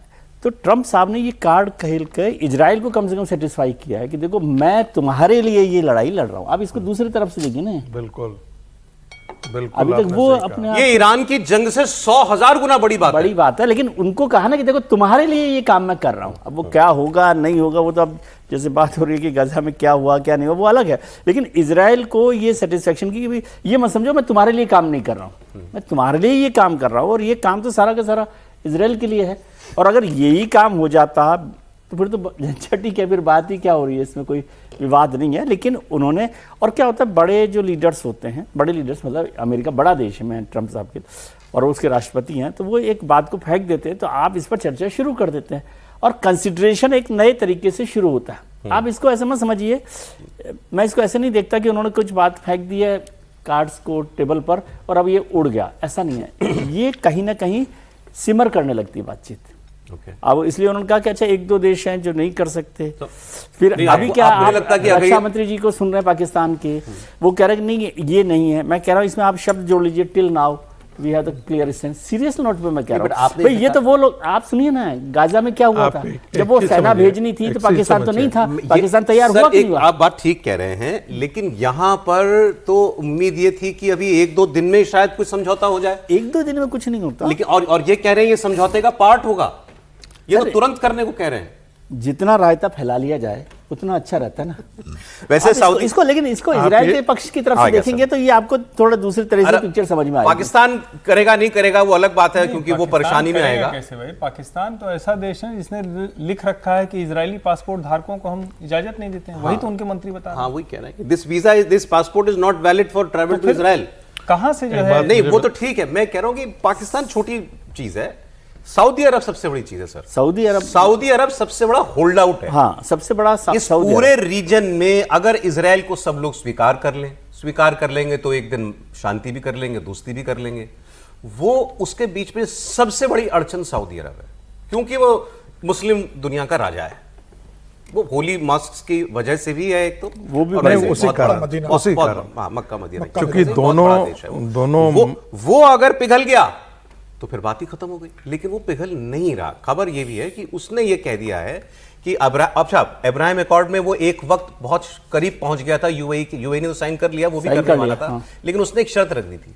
उसने कहा था हम कर लेंगे इजराइल को स्वीकार, लेकिन इजराइल और फिलिस्तीन की कॉन्फ्लिक्ट का एक अलग फिलिस्तीन स्टेट का कोई आप एक कमिटमेंट दीजिए या उसका एक रोड मैप बताइए कि ये फिलिस्तीन स्टेट बनेगा, तब हम ये काम करने के लिए तैयार हैं। वो अपनी शर्त पे आज भी कायम। तो सर शर्त का मतलब ये होता है, एक बात छोटी सी लाइन कर रहा हूं, शर्त जब आप रखते हैं इसका मतलब है you are ready to consider. इसको भी आप समझिए, ठीक है। जब भी आप शर्त रखते हैं, आप कहते हैं कि नहीं हम तो ये नहीं करेंगे, आपने कहा नहीं ऐसा तब हो सकता है जब, इसका मतलब है you are ready to consider anything. हाँ, वो तो है, बट वो कंडीशन भी बड़ी है ना। वो इजराइल नहीं तैयार होगा अलग फलस्तीन सर, कंडीशंस तो है ना, बहुत धीरे धीरे चलती है ना। ठीक है। हाँ सर, देखिए मुस्लिम कंट्रीज में हम देखें तो बड़े देश कौन कौन से हैं जो बहुत ताकतवर देश हैं, तो हम खाड़ी के देशों को ले लेते हैं, कतर ले लेते हैं, बहरीन ले लेते हैं, फिर सऊदी अरबिया ले लेते हैं, यूएई ले लेते हैं, फिर नीचे जरा आते हैं तो पाकिस्तान ले लेते हैं, उधर चले जाते हैं तो सूडान चले जाते हैं, इजिप्ट चले जाते हैं, जॉर्डन चले जाते हैं, मोरक्को चले जाते हैं, फिर साउथ ईस्ट एशिया में आते हैं तो मलेशिया चले जाते हैं, इंडोनेशिया चले जाते हैं। सर हम तो कहीं भी नहीं गए। ये यूरेशिया तक जाइए ना, तक जाइए ना। मैं इतने ही जो बड़े प्लेयर के तौर पर हम आप देखते हैं, ये भाई यही सब बड़े प्लेयर है ना। क्या 1979 में कैंप डेविड समझौता नहीं हुआ इजिप्ट के साथ? इजिप्ट को जब पीटा बढ़िया से इजराइल ने, तो वो समझौता के टेबल पर आया, और समझौता के टेबल पर आने के बाद उनके पास उनके पीस ट्रीटी हो गए उनके साथ। जॉर्डन के साथ पीस ट्रीटी हो गए हैं, मोरक्को, सूडान, यूएई, ये सब उसके अब्राहम एकॉर्ड के साथ आ गए हैं। महत्वपूर्ण बात है जो जिसकी तरफ ट्रंप इशारा कर रहे हैं संभवतः, वो सिर्फ सऊदी अरब है। देखिए, यदि सऊदी अरब हो जाता है तो फिर ये सऊदी अरब जैसे है जैसे मठाधीश होते हैं ना। हाँ। मठाधीश, फिर बाकी सब आ जाएंगे। भाई जब केंद्र ही मक्का मदीना, वहीं से तो आप रेफरेंस लेते हैं कुछ भी चीज। दुनिया की जितने भी ताकतवर देश हैं वो दो जगह से लिया करते थे।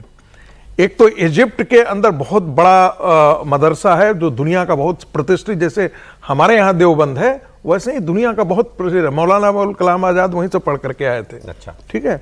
तो ऐसे इसलिए हमेशा वहां पर रेफर किया जाता है उन्होंने। अब ऐसे कंट्री कर लिए हैं तो इसका मतलब ये नहीं है कि ये असंभव चीज है, असंभव नहीं है। वो तो बात सही है, संभव हो सकता है। और पाकिस्तान के पासपोर्ट पर आ जाने में कितना समय लगता है? ऐसा ही है कि अब चाइना से बोल दो कि ताइवान को आप मान्यता दे दो, वैसा ही है। बिल्कुल वैसा कुछ देशों के लिए ऐसा हाँ, कुछ देशों के लिए वैसे। लेकिन ये अगर मैंने कहा कि ये काम हो जाए, ये काम दुनिया के लिए बहुत अच्छा होगा। एक बहुत बड़ी मेजर कॉन्फ्लिक्ट शायद हमेशा के लिए खत्म हो जाए। अगर ये हो जाए तो फिर तो अब्राहम एकॉर्ड में सिर्फ उतना ही नहीं है, फिर ट्रेड भी है, इंटेलिजेंस शेयरिंग है, कोऑपरेशन है। लेकिन देश में शुरू हो जाएगी ना। पाकिस्तान साइन तो कर ले, फिर पाकिस्तान की जनता पाकिस्तान को सबक सिखाएगी। करेगा ये जो ट्रंप ने एक लाइन लिखी है ना कि एक दो देशों को संभव ही नहीं है। देखिए, प्रिंसली स्टेट्स कर सकते हैं, जहां पर राजे महाराजे हैं वो कर सकते हैं, लेकिन कोई भी डेमोक्रेटिक स्टेट नहीं कर पाएगा क्योंकि वहां उथल पुथल मच जाएगी। समीर जी आ रहा हूं आपके पास। फॉरेन पॉलिसीज में बहुत स्पेस होती है, आप इस बात को ध्यान रखिए, बहुत फ्लेक्सिबिलिटी होती है। ये जो हार्डकोर जो लोग हैं वो केवल देश के अंदर चलते हैं। हम तो कह रहे हैं हो जाए तो बहुत बढ़िया बात है सर, और ईरान भी आ जाए फिर बाद में तो किस्सा ही खत्म। अब ये जो मार्को रूबियो साहब यहाँ पर आए हुए हैं, आज क्वाड के विदेश मंत्रियों की मीटिंग भी चल रही है, लेकिन उनके जो कुछ एक बयान यहाँ पर दिए गए ना, जहाँ पर दर्द होना था वहाँ हुआ, और आवाज भी आ रही है, अब कराहें आ रही हैं पाकिस्तान से। उन्होंने कह दिया था कि भाई पूछा गया था कि आप ये पाकिस्तान जो मीडिएशन कर रहा है इस लड़ाई में, इसके बारे में कोई चर्चा हुई थी क्या, कोई कंसर्न इंडिया ने रेज किया? ये इंडिया के रिपोर्टर ने पूछा था उनसे कल जयपुर में शायद। तो उन्होंने ये कहा था कि इंडिया अपने कंसर्न्स हमको बताता रहता है, और उसके जो कंसर्न हैं वो पाकिस्तान से आने वाले आतंकवाद को लेकर के हैं। तो उन्होंने और टेररिज्म वर्ड यूज किया था उन्होंने। पाकिस्तान जो है हैरान है, कैसे कर सकते हैं ये, मतलब ये कैसे इन्होंने कह दिया कि इंडिया में जाके कह दिया हम तो तुम्हारे लिए इतना करें, हम तो तुम्हारे लिए गाली भी खाएं दुनिया से, हम ईरान की भी सुने, सब कुछ करें, और तुम जाके वहाँ ये तुम्हारा विदेश मंत्री इंडिया में जाके ये बात कह के आता है। सुनिए। तो ये तो खैर होना ही था। एक वो क्या, वैसे तो वो एक एडवर्टाइजमेंट का क्या वो है कि ये दाग अच्छे हैं, तो ये जो है ये दर्द भी जो है अच्छा है। अब आपको एक दोनों चाइना का जिक्र कर दिया। आसिम मुनीर और शहबाज शरीफ चाइना पहुंचे हुए हैं, उनकी वहाँ पर शी जिनपिंग के साथ मुलाकात भी हुई है। वो मुलाकात की बात होगी। पहले ये तस्वीर आप स्क्रीन पर जो इसको पूरा फुल स्क्रीन लीजिए साहब जरा। पाकिस्तान कोई जगह नहीं छोड़ता बेइज्जती कराने की। देखिए जरा एक बार फिर से इसको शुरुआत से चलाइए, एक बार शुरुआत से चला दीजिए, दोबारा चला दीजिए। स्कूल के बच्चे जैसे असेंबली में खड़े होते नहीं दिख रहे आपको? आसिम मुनीर, शहबाज शरीफ, वो फॉरेन मिनिस्टर है, सब लाइन में खड़े होकर वेट कर रहे हैं। किसका? अब जब कैमरा उधर घूमेगा तो आपको दिखाई देगा। जरा अगर आगे तक की तस्वीर है तो दिखाइएगा जरा पूरा। अब ये जब ये आगे जा करके अगर पूरा वो विजुअल लिया गया है तो ये तस्वीर जो है घूमेगी और दरवाजा खुलेगा। इनको वेट कराया गया बंद कमरे के बाहर, शी जिनपिंग ने वेट कराया और ये लाइन में लग के वेट कर रहे थे। दोबारा एक बार फिर से उस शुरुआती वाली विजुअल ले लीजिए। विजय जी ने ऐसे बहुत सारे समिट्स जो हैं वो देखे होंगे। सर ऐसे होते हैं समिट? ये डिसिप्लिन लोग ना। सर ये सारे खड़े बहुत होके बार बात कर होता रहे है, वो हैं आपको और एक बार शी जिनपिंग ध्यान है अंदर कि बैठा हुआ वो है। ये गेस्ट है, वो होस्ट है। वो एक बार आपने देखा होगा कि असीम मुनीर साहब आई कार्ड कुछ दिखाने का शायद कुछ चल रहा हाँ, था। वो मांग लिया था उनसे कहीं यूरोप में, जर्मनी में। अंदर पहले पुतिन ने पूछ रहा होगा ना कि अभी तक पाकिस्तान को हमने कितना पैसा दिया, और शी जिनपिंग और कितनी बार इन्होंने हमें झूठ बोला है पैसा वापस करने के लिए, और आज कोई पैसा मांगना तो नहीं है कटोरा लेके फिर से। बस अजीब पता है तस्वीर- कि पैसे लेके शी जिनपिंग के पास नहीं है। नहीं, अब उनको तो आदत हो गई है, हमारे लिए अजीब है, उनको तो आदत हो गई है। उनको अगर सम्मान मिलेगा तो तकलीफ होगी, और हमारा इतने सम्मान से क्यों पेश आ रहे हैं। जहां जाते ट्रम्प के पास गए थे, किस तरह से व्हाइट हाउस पे ट्रम्प ने उनको बाहर बिठा के रखा था 1 घंटे के वही हुआ है। नाउ कम रशिया में इमरान खान गए थे तो किस तरीके से उनके साथ बिहेव किया गया स्कूल में था। तो नहीं करते पाकिस्तान कि की हैसियत तो आपने यही खड़ा है कर ना दिया। कि भाई अब दुनिया के अंदर पता ही आते हैं तो ये पैसा मांगने ही आएंगे, कुछ ना कुछ मांगने आएगा। पाकिस्तान देने की स्थिति में कुछ नहीं है। तो इसे भिखमंगे मुल्क का जब राष्ट्राध्यक्ष वहां जाएगा, सेना प्रमुख जाएगा, तो शी जिनपिंग को पता है कि डॉलर मांगने, पैसे लेने हमारे पास आ रहे हैं, इससे ज्यादा इनकी हैसियत है नहीं, बट तो वैसा ही ट्रीट सर, करेगा। ये नॉर्मल डिप्लोमेटिक नॉर्म्स की बात है, ये डिप्लोमेटिक नॉर्म्स की बात है। कहीं नहीं होता भाई। कोई छोटे से देश का भी आपके पास कोई मॉरिशस का या मालदीव्स का सब आते हैं तो- यहाँ आते हैं, तो आप उसको वैसी ही इज्जत देते हो जैसे आप किसी राष्ट्राध्यक्ष को देते हो। ये चाइना ने तो जलील कराया इनको खड़े होकर के। आई एम श्योर ऐसा कहीं नहीं होता। ये भी मुझे सर लगता वो है यदि ये प्रोग्राम देखेंगे तो उनको लगेगा अच्छा हमको जलील किया था। मैंने कहा ना, बेइज्जती उतनी होती जितनी महसूस हो। हाँ वही है। तो खैर, लेकिन बातें बड़ी बड़ी हुई खैर अंदर जाकर के। शहबाज शरीफ ने कहा we are iron clad brothers, Oh God. और शी जिनपिंग ने कहा कि we have always given Pakistan and will always give Pakistan the preference in the neighbourhood diplomacy. Neighbourhood diplomacy का मतलब ये है कि भारत के ऊपर तुमको तरजीह हमेशा से देते आए हैं और आगे भी तरजीह तुम ही को देंगे। त्रिपाठी जी, नहीं देखिए, इसमें कोई बहुत जिसको कहें कि कुछ भी अप्रत्याशित नहीं है। और भारत पर पाकिस्तान को तरजीह क्या देना है? भारत उनके बराबरी खड़ा है, पाकिस्तान उनके गुलाम जैसा है, उनका नौकर है, पाकिस्तान उनकी कॉलोनी है। अगर जैसे हम कहें कि एक समय में अंग्रेजों ने दुनिया को अपनी कॉलोनी बना लिया था, तो चाइना ने पाकिस्तान के बड़े हिस्से को अपनी कॉलोनी बना रखा है, जिसका वो बीच बीच में खामियाजा भुगतता है। जहां तक इस पर जो बात है कि एक लाइन से वो इशाक डार, असीम मुनीर और शहबाज शरीफ खड़े हैं, तो मुझे लगता है इसकी तो उनको आदत ही होगी। और जब आप किसी को जिसको जिस भाव से देखते हैं, अभी हम लोग 2 दिन पहले ही तो बात कर रहे थे ना कि अमेरिकी विदेश मंत्री मार्को रूबियो हमारे यहाँ आए हुए थे, कलकत्ता उतरे, 2 हमारे ऑफिशियल्स जो थे वो जाकर वहाँ उनको रिसीव करके लाते हैं, सर्जियो गोर आते हैं, और उस पर भी जो पाकिस्तानी चैनलों पर बात हो रही थी वो हमने देखा। तो ये दरअसल अंतर बहुत बड़ा है। और शायद हम लोगों को, जिसको कहते हैं ना कि एक लंबे समय से हमारे दिमाग में ये ग्रंथि रही कि पाकिस्तान और हम 2 देश हो गए। नहीं, ऐसा नहीं है। भारत एक देश है, पाकिस्तान उसको क्या अंग्रेजी में ऑफशूट बोलते हैं, क्या शब्द एक निकलता है कि चलो ठीक है उससे निकल के कुछ है, लेकिन वो मुल्क नहीं है भाई। वो ठेके पर चल रहा, कुछ लोगों को ठीक रखने के लिए ठेके पर चल रहा एक संस्थान है, उससे ज्यादा उसकी लेकिन एक बात है ना समीर जी की, मोह तो चीन का भी नहीं छूटता ना पाकिस्तान का, कुछ भी हो जाए। काम का है उसके।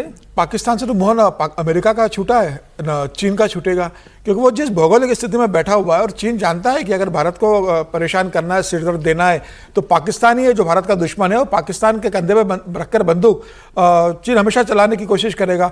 जब भारत का जब ऑपरेशन सिंदूर हुआ था तो चीन के हथियार पाकिस्तान इस्तेमाल किए। तो चीन जानता है कि भाई पाकिस्तान को हम सर्वाइव करेंगे, और पाकिस्तान भी इस बात को जानता है कि मैं कभी पैसा लौटाऊं ना लौटाऊं, लेकिन ये मजबूरी में मदद करते रहेंगे, क्योंकि मैं भारत के साथ लड़ता हूं तो मजबूरी में इन्हें जरूरत पड़ेगी। अमेरिका के साथ भी वही है। जो आज आतंकवाद की बात कर रहे थे अमेरिका के विदेश मंत्री, क्या उनको पता नहीं है कि ओसामा बिन लादेन को किसने शरण दे के रखी थी? वो पाकिस्तान के अंदर मारा गया था, जिसने इतना बड़ा वर्ल्ड ट्रेड सेंटर का हमला किया था। तो पाकिस्तान तो दुनिया में आतंकवादी भेजता है, भारत में हमले करते रहता है। तो ये उसके बाद भी अगर पाकिस्तान को पैसा अमेरिका देता है, चीन मदद करता है, तो वो इससे देते हैं कि भारत के खिलाफ उनके पास एक सॉफ्ट डेस है जिसको वो इस्तेमाल जब चाहे कर सकते हैं। कुछ ये दोनों की रिलेशनशिप आयरन क्लैड ब्रदर्स जो है ना, वो बहुत सीरियस जेन्युइनली है, जेन्युइनली है। ये बात तो ठीक है, इसको भी ध्यान रखना चाहिए। तो सुना दूं 1-2 और बयान, मजा आता है थोड़ा। हाँ ठीक। तो अब क्या हो क्या रहा है? वो बेचारे भी बोल रहे हैं तो सुने तो जाए भारत में। समीर जी को समीर जी स्पेशल हो गई। हाँ, नहीं हुआ क्या है सर, ये नहीं, ये जो मार्को रूबियो की 4 दिन का जो विजिट है, इसने बहुत आग लगा दी है वहां पे। अभी तो मैंने आपको दिखाया था, उन्होंने जब आतंकवाद पर बात कही थी कि हाँ भारत के कंसर्न्स हैं पाकिस्तान प्रायोजित आतंकवाद को लेकर के, उस पर पाकिस्तानी चिढ़े पड़े थे। अब ट्रंप ने फोन करके सीधा सीधा कह दिया, और सर्जियो गौर ने, वो उनके राजदूत ने, वो माइक पे लाइव सुनवा भी दिया, जिसमें वो कह रहे हैं my dear friend, I love Modi, I love India. अब इस पर तो फिर मिर्ची लगनी ही थी। वो कह रहे काय का माय डियर फ्रेंड, ये आदमी तो राष्ट्रपति होना ही नहीं चाहिए अमेरिका, तुम्हारे कहने से है वो। सुनिए। आज पूरी दुनिया के सामने के माई बेस्ट फ्रेंड डोनाल्ड ट्रंप, भाई किस चीज का माई बेस्ट फ्रेंड नरेंद्र मोदी, किस चीज का मोदी? तो डोनाल्ड ट्रंप एज उसको तो सदर अमेरिका होना ही नहीं चाहिए, उसको तो प्रेसिडेंट अमेरिका होना ही नहीं चाहिए। जिस तरह का ये पागल शख्स है, कभी किसी के लिए कुछ कहता है, कभी किसी के लिए कुछ कहता है। आज कह रहे कि my best friend Narendra Modi, I love Narendra Modi. हमें पाकिस्तानी को बिल्कुल अच्छा नहीं लगा ये डोनाल्ड ट्रंप की जो लाइव कॉल में मोदी के लिए तारीफें कर रहा था, हमें बिल्कुल अच्छा नहीं लगा पाकिस्तानियों को, क्योंकि जंगे हम आपकी रखवा रहे हैं। अब लाइव कॉल में दुनिया के सामने बोले कि my best friend field marshal Asim Munir, my best friend prime minister Pakistan Shehbaz Sharif, आप ये बोले, हमें फिर अच्छा लगेगा। अगर आपकी जंगे हम रखवाएं, आपके लिए हम सारा कुछ करें और आप गुनगुनाएं इसके नरेंद्र मोदी के, आप उसके लिए माई लव के लफ्ज यूज करें, ये क्या है? हम उनके साथ आप दोस्तियां निभा रहे हैं, हमें आंखें दिखाती हैं, हमसे सारे काम भी करवा रहे हैं। उसका प्रॉब्लम नहीं है जो आदमी में बोल रहा था, उसको गलत फहमी है। उसने कहा ना तुम्हारी जंगे रुकवाएं हम, उसको ये गलत फहमी हो गई है कि मैं पाकिस्तान जंग रुकवा रहा है। अभी सब वो नोबेल पीस प्राइज भी दिलवा रहे थे, आप बताइए। तो उसका देखिए, एक तो वो बहुत नेचुरल तरीके से बोल रहा था, जो अंदर का दुख है ना उसका। सर वो कहावत है ना, बैलगाड़ी के नीचे कुत्ता चलता है तो उसको लगता है कि बैलगाड़ी वही खींच रहा है, वैसी स्थिति है पाकिस्तान की। अब एक और सुनाता हूं आपको, देखिए दूसरे में अब जो इसने कहा कि हम जंग रुकवा रहे हैं, यही एक दूसरे पाकिस्तानी ने बलूचिस्तान में रुकवा रहे हैं, बलूचिस्तान में रुकवा नहीं। अच्छा, उनको ये भी प्रॉब्लम है। अच्छा, आपने याद दिला दिया कि रूबियो ने ये बात, आतंकवाद वाली बात उस दिन कही जिस दिन बलूचिस्तान में हमला हुआ जाफर एक्सप्रेस पे। वो हर बात में इंडिया का नाम लेते हैं, कह रहे हम आतंकवाद तो हमारे यहाँ इंडिया कर रहा है और तुम इंडिया में खड़े होकर के जिस दिन हमारे यहाँ बम फट रहा है और तुम उस दिन ऐसी बात कर रहे हो। अब ये जंग रुकवाने वाली बात, तो पाकिस्तान में कई लोग हैं जिनके कंधे के ऊपर कुछ है, तो उन्होंने बता दिया कि ये जंग रुकवाने वाला सिलसिला क्या है, पाकिस्तान की एक्चुअल भूमिका क्या है उसके अंदर, ये सुनिए।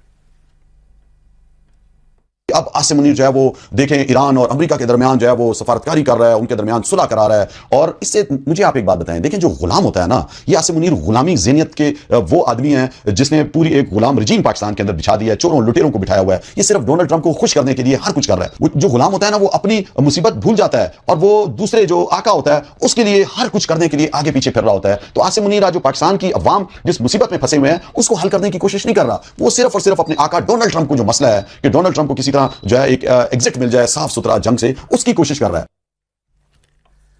तो ये हालात इन्होंने बता दिए। और अच्छा, उसका तो प्रूफ दुनिया को तब मिल गया, आपको मालूम है कल ही एक घटना और हुई है। ईरान की टीम गई हुई थी जिसमें वो जो स्पीकर थे जो इस्लामाबाद टॉक्स में आए थे, जी कालीबाफ, वो कालीबाफ गए हुए थे कतर, दोहा। वो दोहा से कल बातचीत करके वापस लौटे हैं। तो जैसे ही इस पूरे सीन में कतर की एंट्री हुई है, पाकिस्तान का रोल खत्म हो गया। और कतर के आने का मतलब यह है कि पाकिस्तान कुछ हासिल नहीं कर पाया था। Right sir? बिल्कुल ठीक बात है। कतर के बाद वैसे भी जरूरत नहीं है पाकिस्तान की वैसे भी ठीक नहीं जरूरत, लेकिन वो अपना कुछ काम कर रहा था। और कतर की एंट्री से ये भी साफ हो गया कि पाकिस्तान, देखिए कुछ ज़्यादा ही समझते हैं हम लोग भी, और वो तो जो जंग रुकवा रहे थे भाई साहब वो भी, कि पाकिस्तान की एक अपनी भूमिका हो सकती है कि वो कैसे इसमें अपने को खांचे में फिट कर ले। उसकी एक यूटिलिटी थी, थोड़ी यूटिलिटी है थोड़ी सी, हाँ, तो वो यूटिलिटी से हम इनकार नहीं कर सकते। लेकिन उस यूटिलिटी का मतलब ये नहीं कि वो उसकी महत्वपूर्ण भूमिका में आ जाए, वो नहीं है। और ये सारे मसले में कतर ही सबसे महत्वपूर्ण भूमिका निभा सकता है, जो बार बार हो रहा है, चाहे वो हो पाए या ना हो पाए। चलिए, अब जो भी करा, लेकिन जंग रुक जाए तो अच्छी बात है। खैर, ये दो बयान मुझे इंटरेस्टिंग लगे, मैंने आपको सुना। मैं कुछ अब भारत की खबरों पर लौटता हूं दोबारा। बंगाल से दो खबरें करना चाहिए सर, पाकिस्तान के यूट्यूबर्स को आपको हमारे प्रोग्राम में रखना चाहिए। उससे क्या पाकिस्तान की जो तकलीफ है या जो पाकिस्तान क्या सोच रहा है ना, वो समझ में आता है। भले आप उस पर हंसते हो, पैसा वसूल समझते हो, नहीं ठीक, आप ये बात यूं ही कर रहे हैं। ये कह रहे हैं पाकिस्तान की बात पता चलनी चाहिए हमें। लेकिन नहीं, बात पता चलने की क्या आनंद आ रहा है इनको, इसलिए कहते हैं। नहीं, आनंद नहीं, मतलब जो भी तकलीफ, अब वो तकलीफ में है तो वो समझ में तो आती है। तकलीफ हो रही है और आपको आनंद आ रहा है। आनंद आ रही है। ठीक है, चलें आगे बढ़ते हैं। बंगाल की कुछ खबरें आपको बताता हूं। शुभेंदु सरकार जो फैसले ले रही है, रोजाना ही कुछ ना कुछ खबर बनती है। ममता, लेकिन कल कुछ ऐसा हुआ जो कि 4 मई से पहले अकल्पनीय था। ममता बनर्जी के भतीजे अभिषेक बनर्जी के घर पुलिस पहुंची। पुलिस ने अभिषेक बनर्जी के ऊपर अब कार्रवाई शुरू कर दी है। कोलकाता पुलिस अभिषेक बनर्जी के शांति निकेतन आवास पर पहुंची। अभिषेक बनर्जी के घर से कुछ डीवीआरस जो हैं वो जब्त किए गए, जो जिसमें रिकॉर्डिंग होती है सीसीटीवी की। कहा जा रहा है कि ये कार्रवाई अवैध निर्माण को लेकर कोलकाता नगर निगम की तरफ से जारी की गई नोटिस के बाद हुई है। 7 दिन पहले नगर निगम ने अभिषेक बनर्जी को नोटिस भेजा था। ये नोटिस अभिषेक बनर्जी के घर में कई हिस्सों में अवैध निर्माण से जुड़ा हुआ बताया जा रहा था और नोटिस की समय सीमा खत्म होते ही पुलिस के कई बड़े अधिकारी दलबल के साथ अभिषेक बनर्जी के घर पर चले गए।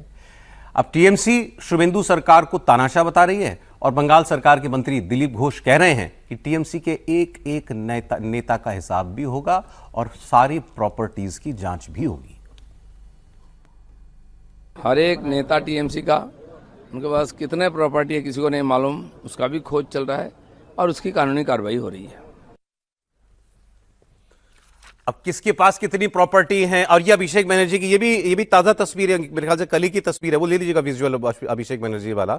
अभिषेक बनर्जी मतलब क्योंकि एक तो यंग आदमी है तो चेहरा खिला हुआ ही रहता था हमेशा, और पावर हो उसके पास, अगर सत्ता हो तो फिर तो वो उसमें दोनों चीजें, यंग भी रहता है और खुश भी रहता है। सुपर सीएम था सर, सुपर सीएम था, लेकिन अब चेहरा उतरा हुआ है और अब सीधे मतलब मुझे ऐसा लग रहा है कि शुभेंदु सरकार ने, अगर होता है ना कि भाई एक जिसको वो लोग मानते हैं कि भाई ये खराब शासन था, खराब दौर था पिछले 15 साल, तो किसी एक ऐसे आदमी पे कार्रवाई करो जो इसका उस पूरे खराब वक्त का एक प्रतीक बन गया, उसके ऊपर सीधे करो काम, फेस हो उसका, जो उसका फेस हो। बिल्कुल इसके लिए अभिषेक बनर्जी को अब टारगेट किया जा रहा है। मैं टारगेट शब्द इसलिए, टारगेट नेगेटिव सेंस में नहीं कह रहा, ये नहीं कह रहा कि जानबूझ के या गलत तरीके से, मतलब कार्रवाई के लिए चुना गया है। नहीं देखिए, एक तो एक कि अगर सचमुच ये हो रहा है, मैं अगर सचमुच इसलिए हर बार कहता हूं ना कि पॉलिटिकल क्लास के खिलाफ चाहे सत्ता में रहे या विपक्ष में बहुत मजबूत कार्रवाई होती नहीं है,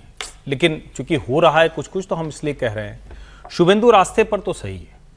एक तो ये कि क्या ये जो सारी कार्रवाई हो रही उसके बाद जो भारतीय जनता पार्टी का, संघ के विचार के लोग जो लंबे समय से झेलते रहे, उनका अपना वहां तंत्र क्रिएट होगा। और तंत्र क्रिएट करने का मैं बिल्कुल नहीं कह रहा हूं कि गुंडागर्दी हो, क्योंकि बड़ा अच्छा मैं देखा वो समीक भट्टाचार्य है ना इनके अध्यक्ष, उन्होंने कहा कि अगर कोई भी भाजपा के नाम पर करे तो आप हमें बताइए, हम उसको जेल में डलवाएंगे। बहुत अच्छा कहा, बहुत अच्छी बात। लेकिन वहां का तंत्र जिस तरह का है ना, इसमें खतरा है।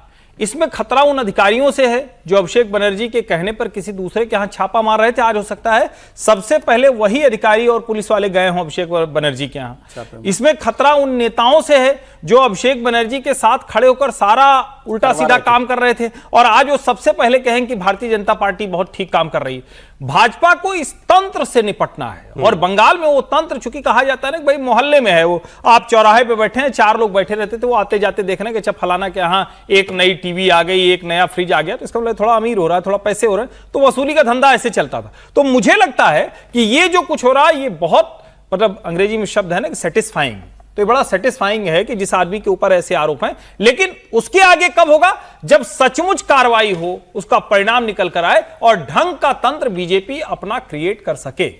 और सिर्फ यही नहीं हो रहा, घुसपैठियों पे कार्रवाई हो रही है, घुसपैठिए अपने आप बॉर्डर की तरफ भाग रहे हैं। वो तस्वीर भी आपने देखी थी पिछली सरकार के समय, गुंडागर्दी करने वालों को भी कैसे शुभेंदु सरकार की पुलिस जो है वो उनका पक्का इलाज कर रही है, उसकी भी तस्वीर आपको दिखाता हूं। इन अपराध, एक और अपराधी जो है उसको सड़क पर लाया गया। एक तो मैं कल से ये सोच रहा हूँ, कल भी एक ऐसी तस्वीर आई थी, एक आदमी जो है वो जांघिया बनियान में उसको सड़क पर लाया, ऐसे आया आकाश सिंह, शमीम अहमद। अच्छा, मेरे से ये सोच रहा हूँ जी, आप बोले इससे पहले कि ये पुलिस जो है इनके कपड़ा पहनने से पहले घर पहुंच जाती है या कपड़ा उतरवा के भाग जाती है? दोनों में से एक काम। मुझे तो कल से दूसरी बात आ रही लाइटर नोट पे कि क्या, जैसे बंगाल को लेकर कहा जाता है ना कि गरीबी बहुत है, ये बहुत है, वो बहुत है, आपको ब्रांडेड अंतर वस्त्रों में कोई नहीं दिख रहा है मतलब ये थोड़ा लाइटर नोट पे है, लेकिन मुझे सच में नहीं समझ आ रहा है वो पटरा वाला पहन के, अब पुलिस तो रखती नहीं होगी कि इसको पहना के घुमाओ, या हो सकता है आकाश सिंह नहीं, लेकिन इसकी पहले वाली फोटो अगर आ जाए, वीडियो अगर हो, वो तो पहले वो उतरता था ना गाड़ियों काफिले में वसूली के लिए, और दूसरे वाला दिखाइए वो जो आज जो बिना कपड़े दिलाया गया है, जो शमीम अहमद। हाँ, ये सर बिन कपड़ों की क्या जानबूझ के परेड हो रही होगी इनकी? नहीं, ये तो घर में तो कपड़ों में रहते होंगे, लेकिन खुद ही उतार के चलते होंगे, सड़क पे पुलिस उतार देगी, सच्चा हम ही खुद चले चलते हैं। और ये बता रहा है कि किस तरीके से पुलिस उनकी पूरी परेड निकाल रही है, बता रही है पुलिस की। देखिए जहां पर लोग इसे डर के मारे जबान नहीं खोलते थे, इससे थोड़ा डर जहां कम वो होता बैठते थे वहां उनका पूरा अपराध स्थापित हो जाता था। आज वो सत्ता बदल गई है और अभिषेक बनर्जी ने कभी सोचा भी नहीं होगा, उनको तो लगता था कि हम अनंत काल के लिए सत्ता में आए, लेफ्ट 32 साल तक रहे तो कम से कम 40 साल 50 साल तो हम सत्ता में रहने वाले। उनको पता नहीं था कि भारतीय जनता पार्टी 2026 में आने वाली है। और जो गुंडा तंत्र उन्होंने 2011 से लेकर 2026 तक स्टेब्लिश किया था, अब उन सब की परत दर परत बाहर निकल रही है और सारे अपराधी आ रहे हैं। अपराधी के साथ शुभेंदु के इसके अभिषेक बनर्जी के संरक्षण में जिन लोगों ने पैसा बनाया, संपत्ति कब्जा किया है, अभी तो मामले निकलेंगे। आज तो उसके घर का दरवाजा खटखटा है अभिषेक बनर्जी के। कई तमाम संपत्तियां हैं, बिल्डिंग है जो अभिषेक बनर्जी ने कब्जा करके रखी है। इनके बारे में थोड़ा सा बता दूं, ये हावड़ा की एक्चुअली दोनों मामले हैं, आकाश सिंह का और शमीम अहमद का। आकाश सिंह तो कल वाला आपने विजुअल देखा ही था, कितने हौसले इसके होंगे, बम फेंका था। शमीम अहमद और उसके दो और साथियों पर हावड़ा के शिवपुर में बम फेंकने और फायरिंग करने का आरोप है। और शमीम अहमद तृणमूल कांग्रेस का लीडर है, इसका हावड़ा इलाके में बड़ा आलीशान घर भी है, उसकी भी जो है ये, अब क्या कहूं मैं, कपड़ा उतार परेड। सर मैं आप इसको मजाक में ले रहा हूं, मैं सीरियसली पूछ रहा हूं, क्या जानबूझ के ही कपड़े में बिना कपड़े के परेड कराई जा रही है? मुझे लगता है और क्या, यदि सारी तस्वीरों में एक ही जैसी है कि नीचे जो है वो हाफ पैंट और ऊपर गंजी, तो ऐसा तो है नहीं कि सभी ऐसा ही पहनते होंगे और सभी इसी ड्रेस में पकड़े गए होंगे। और आप और दूसरी तरह किसी के हाथों में हथकड़ी नहीं है, आपने देखा है, हथकड़ी लगी है, लगा चेन लगा, हथकड़ी लगा है पूरा कमर से, कमर में बांधे हुए, कमर में बांधा हुआ है, हाथ में हथकड़ी नहीं है। हथकड़ी तो हाथ ही में लगा होता है सर, ये तो और बुरा है, पूरी कमर में चेन बांध के रखा है। हाँ, कमर में बांध करके रस्सी डाले हुए। मुझे लगता है कि जब आप अभिषेक बनर्जी को सबसे पहले उनके घर पे ये करते हैं, शुरुआत वहीं से होनी चाहिए। तो जब आप केंद्र में जिसने ऐसा काम किया है, जिसके संरक्षण में सब कुछ होता आया है, यदि आप उसी को सबसे पहले आप दंडित करने की कोशिश करेंगे तो मैसेज बहुत बड़ा चला जाता है।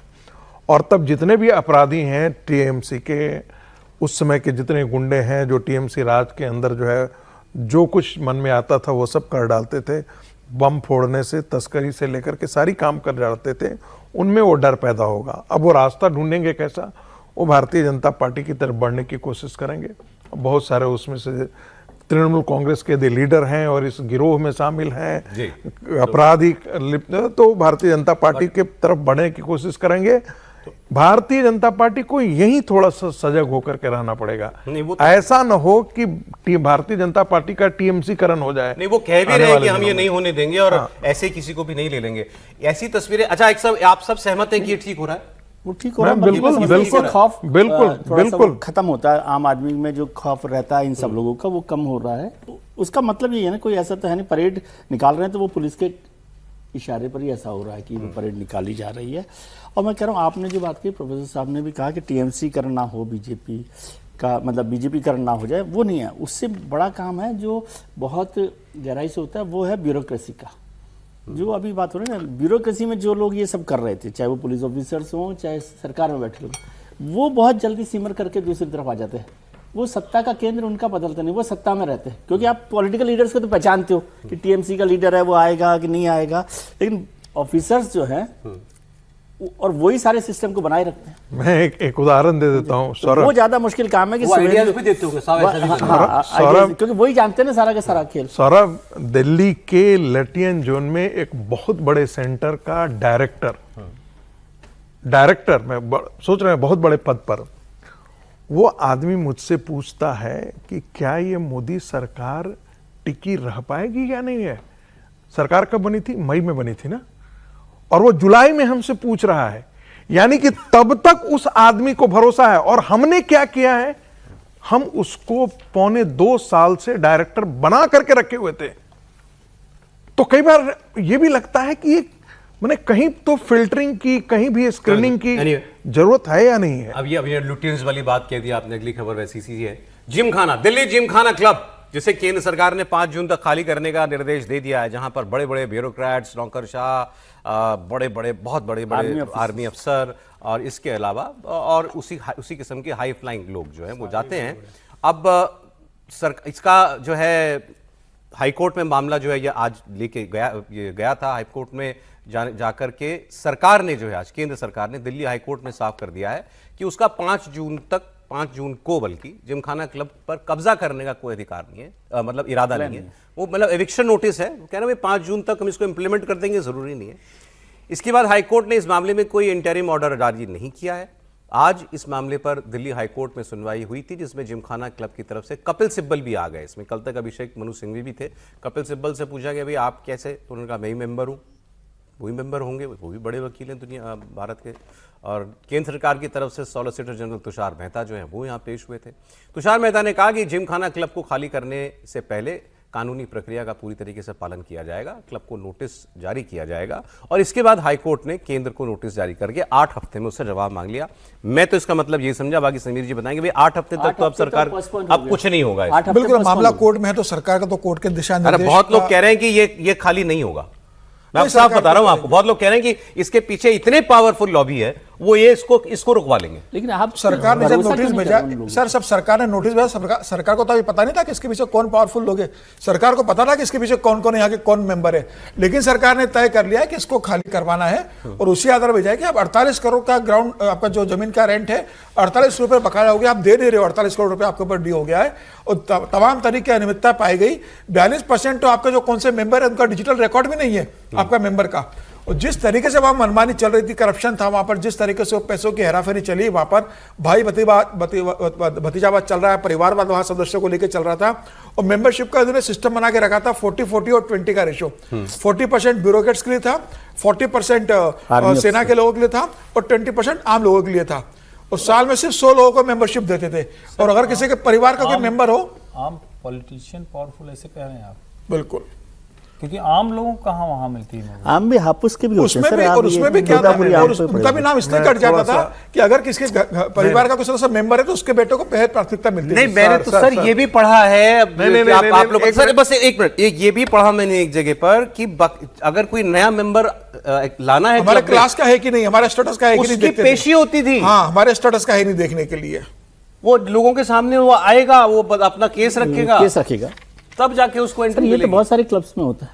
वैसे आप देखिए, कह रहे हैं कि 40% ब्यूरोक्रेट और 40% डिफेंस के लोग, 20% में बाकी आम लोग मत बोलिए, आप बहुत कंफ्यूजन पैदा कर रहे हैं। थोड़ी सुन लीजिए आम लोग कपिल सिब्बल उस आम लोग में है सर। हाँ, तो वो ब्यूरोक्रेट्स नहीं है, वो 20% नहीं है। कपिल सिब्बल जैसे आम, राहुल गांधी आम लोग हैं। आप ठीक है, वो ब्यूरोक्रेट नहीं है, वो डिफेंस नहीं है।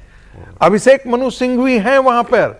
बड़े बड़े लोगों के बारे में हम सुना करते थे, हम भी 2-4 बार गए हैं कहीं से। नहीं आम लोगों में से हैं। नहीं, मैं तो ये कह रहा हूं कि नहीं, ये हमारे जैसे गरीब लोग हैं, ये दूसरों की मेंबरशिप पे जाते हैं। हमारे जैसे लोग दूसरों की गरीब ढूंढते हैं पहले कि कहाँ कौन मेंबर है, जरा सा बताए, थोड़ा हमारे लिए भी रास्ता वहां पर खाली कर दें। देखिए, सबसे बड़ी बात वो समीर जी ने कहा, 1000 रुपया इसका किराया, 27 एकड़ की जमीन पर आप रखे हुए हैं लटियन जोन में। आपने एक ब्यूरोक्रेट के लिए क्यों चारागाह बना दिया? सर वो बात तो हो गई, मैं कह रहा हूं कि मुझे डाउट है कि ये काम होगा सर, 100% सरकार लेगी। देखिए, यदि नरेंद्र मोदी की सरकार ने तय कर लिया है, अमित शाह जी ने तय कर ये बड़ी, तो फिर तो ये होगा। ये बड़ी सीधी टक्कर हो गई सर इस बार, सिस्टम वर्सेस नरेंद्र मोदी की बहुत डायरेक्ट टक्कर हो गई है। और सिस्टम मजबूत होता है सर। आपने देखा नहीं, किरण बेदी जैसे लोग जो है, जो भारतीय जनता पार्टी से जुड़े हुए लोग, सब वो ऐसे। त्रिपाठी जी में एक खबर और है मेरे पास। देखिए, नरेंद्र मोदी ने जब वो आए थे और जब यहाँ गुजरात सदन से उन्होंने काम शुरू किया था डेजिग्नेट प्राइम मिनिस्टर के तौर पर, तो तभी उनको पता चल गया था क्या क्या संकट होगा, पार्टी के भीतर भी और पार्टी के बाहर भी। अगर हम ये कह रहे हैं कि किरण बेदी उसके खिलाफ लेख लिख रही हैं, सब कुछ कर रही हैं, तो एक किरण बेदी थोड़ी ना है, पूरी की पूरी जमात है। वो बहुत पावरफुल लॉबी है, लेकिन नरेंद्र मोदी को साबित करना है कि सरकार भी उनकी है, सिस्टम भी उनका है। कई मामलों में साबित हो चुका है, कई मामलों में साबित होना है। ये एक बड़ा प्रमाण। कोर्ट ने रोक दिया तो कोर्ट ने रोक दिया नहीं, कोर्ट रोक सकता है। नहीं, सरकार भी उसके लिए लेकर आएगी। एक बात मुझे बताइए, कोर्ट किस ग्राउंड पर रोकेगा? मुझे बताइए बहुत होते हैं कोर्ट में तो नहीं छोड़िए ना। मैं फिर मैं वही कह नहीं दिया था कल कांग्रेस के यदि ऐतिहासिक धरोहर है। यदि जुडिशियल ओवररीच करना है अंग्रेजों का बनाया क्लब जिसका गेट इंडियंस के लिए अलग था और अंग्रेजों के लिए अलग था। फिर मैं कह रहा हूं उसको ऐतिहासिक धरोहर बना दिया। बार बार बोलिए Indians and dogs are not allowed, ये मानसिकता थी जिससे गांधी जी को साउथ अफ्रीका में फर्स्ट क्लास कंपार्टमेंट से उठाकर फेंक दिया गया। गांधी जी वो लड़ाई लड़ते रहे और कांग्रेस पार्टी उसी को स्थापित करके चली गई और उसके बाद कहेंगे नहीं जिमखाना क्लब बचना चाहिए क्योंकि इसमें तो बहुत हिस्टोरिकल है। कौन सा इसमें डेविस कप खेलने वाला खिलाड़ी निकला था बताइए? कहेंगे कि वो चले गए खुशवंत सिंह आखिरी समय तक, सारे जो पावरफुल बुढ़े थे वो दारू का ग्लास लेके पहुंच गए और खट खेल रहे हैं। पावरफुल लोग हैं, बुढ़े गुस्सा होने के लिए मैं सिर्फ ये बता रहा हूं कि भाई आप उस समय में जब कुछ नहीं करना है तो कह रहे हैं बड़ा अच्छा स्पोर्ट्स की फैसिलिटी। आप बताइए ना 5 बड़े वो तो 6 साल पहले हर्षवर्धन जी वो नहीं बोल रहे हैं जो ब्रेक में बोल रहे हैं। 6 साल पहले ये काम एक बार होने, मैंने कुछ पढ़ा, मैं डेट मेरी इधर उधर हो सकती है, मैं पढ़ रहा था कि कुछ साल पहले भी एक बार ये प्रयास हुआ था। उस वक्त जानते हैं केंद्र सरकार की तरफ से कहा क्या गया था कि ये क्लब न जाने कब व्यायामशाला से मधुशाला बन गया। ये व्यायामशाला थी, अच्छा ये अब बन गई मधुशाला। जिम है ना, नाम ही उसका जिम से बना हुआ, जिम खाना है तो सब मिलता है वहां। लेकिन तो मधुशाला पर फिर कह रहा हूं सुना तो ये था कि मधुशाला पर आपत्ति किसी बात तो व्यायामशाला रहने देना। हाँ मधुशालाएं हैं, अलग भी है। वही तो कह रहा हूं, मधुशाला अलग है, ठीक है। भाई एक वो इमरान मसूद का बयान लेकिन चला दे सर, मुझे चिंता हो गई उनकी। व्यायामशाला मुझे चिंता हो गई, मधुशाला भी है, वहाँ स्विमिंग पूल भी है। अच्छा बोला उसने। सुनिए एलिट क्लास के लोगों की चीज़ें हैं, उसमें हमारा क्या है? हम तो गरीब के बात करेंगे, उससे हमारा क्या लेना देना भाई। राहुल गांधी पर टिप्पणी कर दी है बहुत। इतना ही नहीं कहा, उन्होंने कहा ये अमीर आदमियों के चोचले हैं। बिल्कुल भाई राहुल गांधी मेंबर है इस क्लब के, तो इमरान जी का रहेगी ना, सब कुछ ठीक तो रहेगा। मैं तो कह रहा हूं देखिए ठीक तो रहेगा इसलिए क्योंकि दूसरी वजह है, लेकिन मैं ही कह रहा हूं सर आपने क्यों ऐसी गलत इंफॉर्मेशन दे रहे हैं दर्शकों को? आप इसको नहीं समीर जी की पहले गलत पैसे हैं वो सारी हर्षवर्धन बड़े बड़े होटल हैं हर्षवर्धन आप वहां चाहिए ना और ये आप इसके लिए आप उसको अर्न करते हैं। लोगों की बड़ी मेहनत करके लोग उद्योगपति बनते हैं, पैसे कमाते हैं, लेकिन ये जो पिछले दरवाजे से एक एलिटिज्म क्रिएट किया जाता है वो एलिटिज्म। और मैं तो आश्चर्यचकित रह गया, एक सज्जन ने लिख दिया था, वो फॉर्मर एम्बेसडर है, उन्होंने लिखा कि अरे भाई हम लोगों को इतना कम पैसा मिलता था आईएएस की नौकरी में, तो कम से कम इससे थोड़ा अच्छा खाना मिल जाता था, अच्छा रहने की।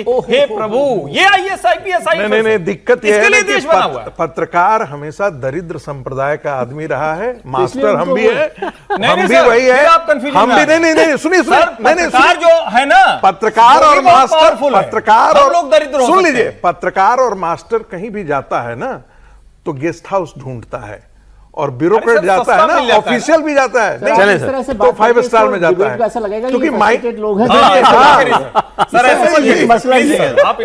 आपको तो कुछ नहीं कहना, फिर मैं क्लोज कर दूं। हम चलते हैं यार, चलिए सरकार इसको लेके रहेगी, लेकर बहुत बढ़िया, दुखी कर दिया प्रोफेसर साहब, अब हम सब लोग जा रहे हैं जिम खाना। ठीक है सर, चलिए जब तक है तब तक तो चले ही जाएंगे। कोई तो मेंबर मिलेगा। बहुत शुक्रिया त्रिपाठी जी आपका, विजय जी, प्रोफेसर साहब, समीर जी बहुत धन्यवाद आपका। कहानी कुर्सी की आज इतना ही, कल फिर मिलेंगे 1 बजे।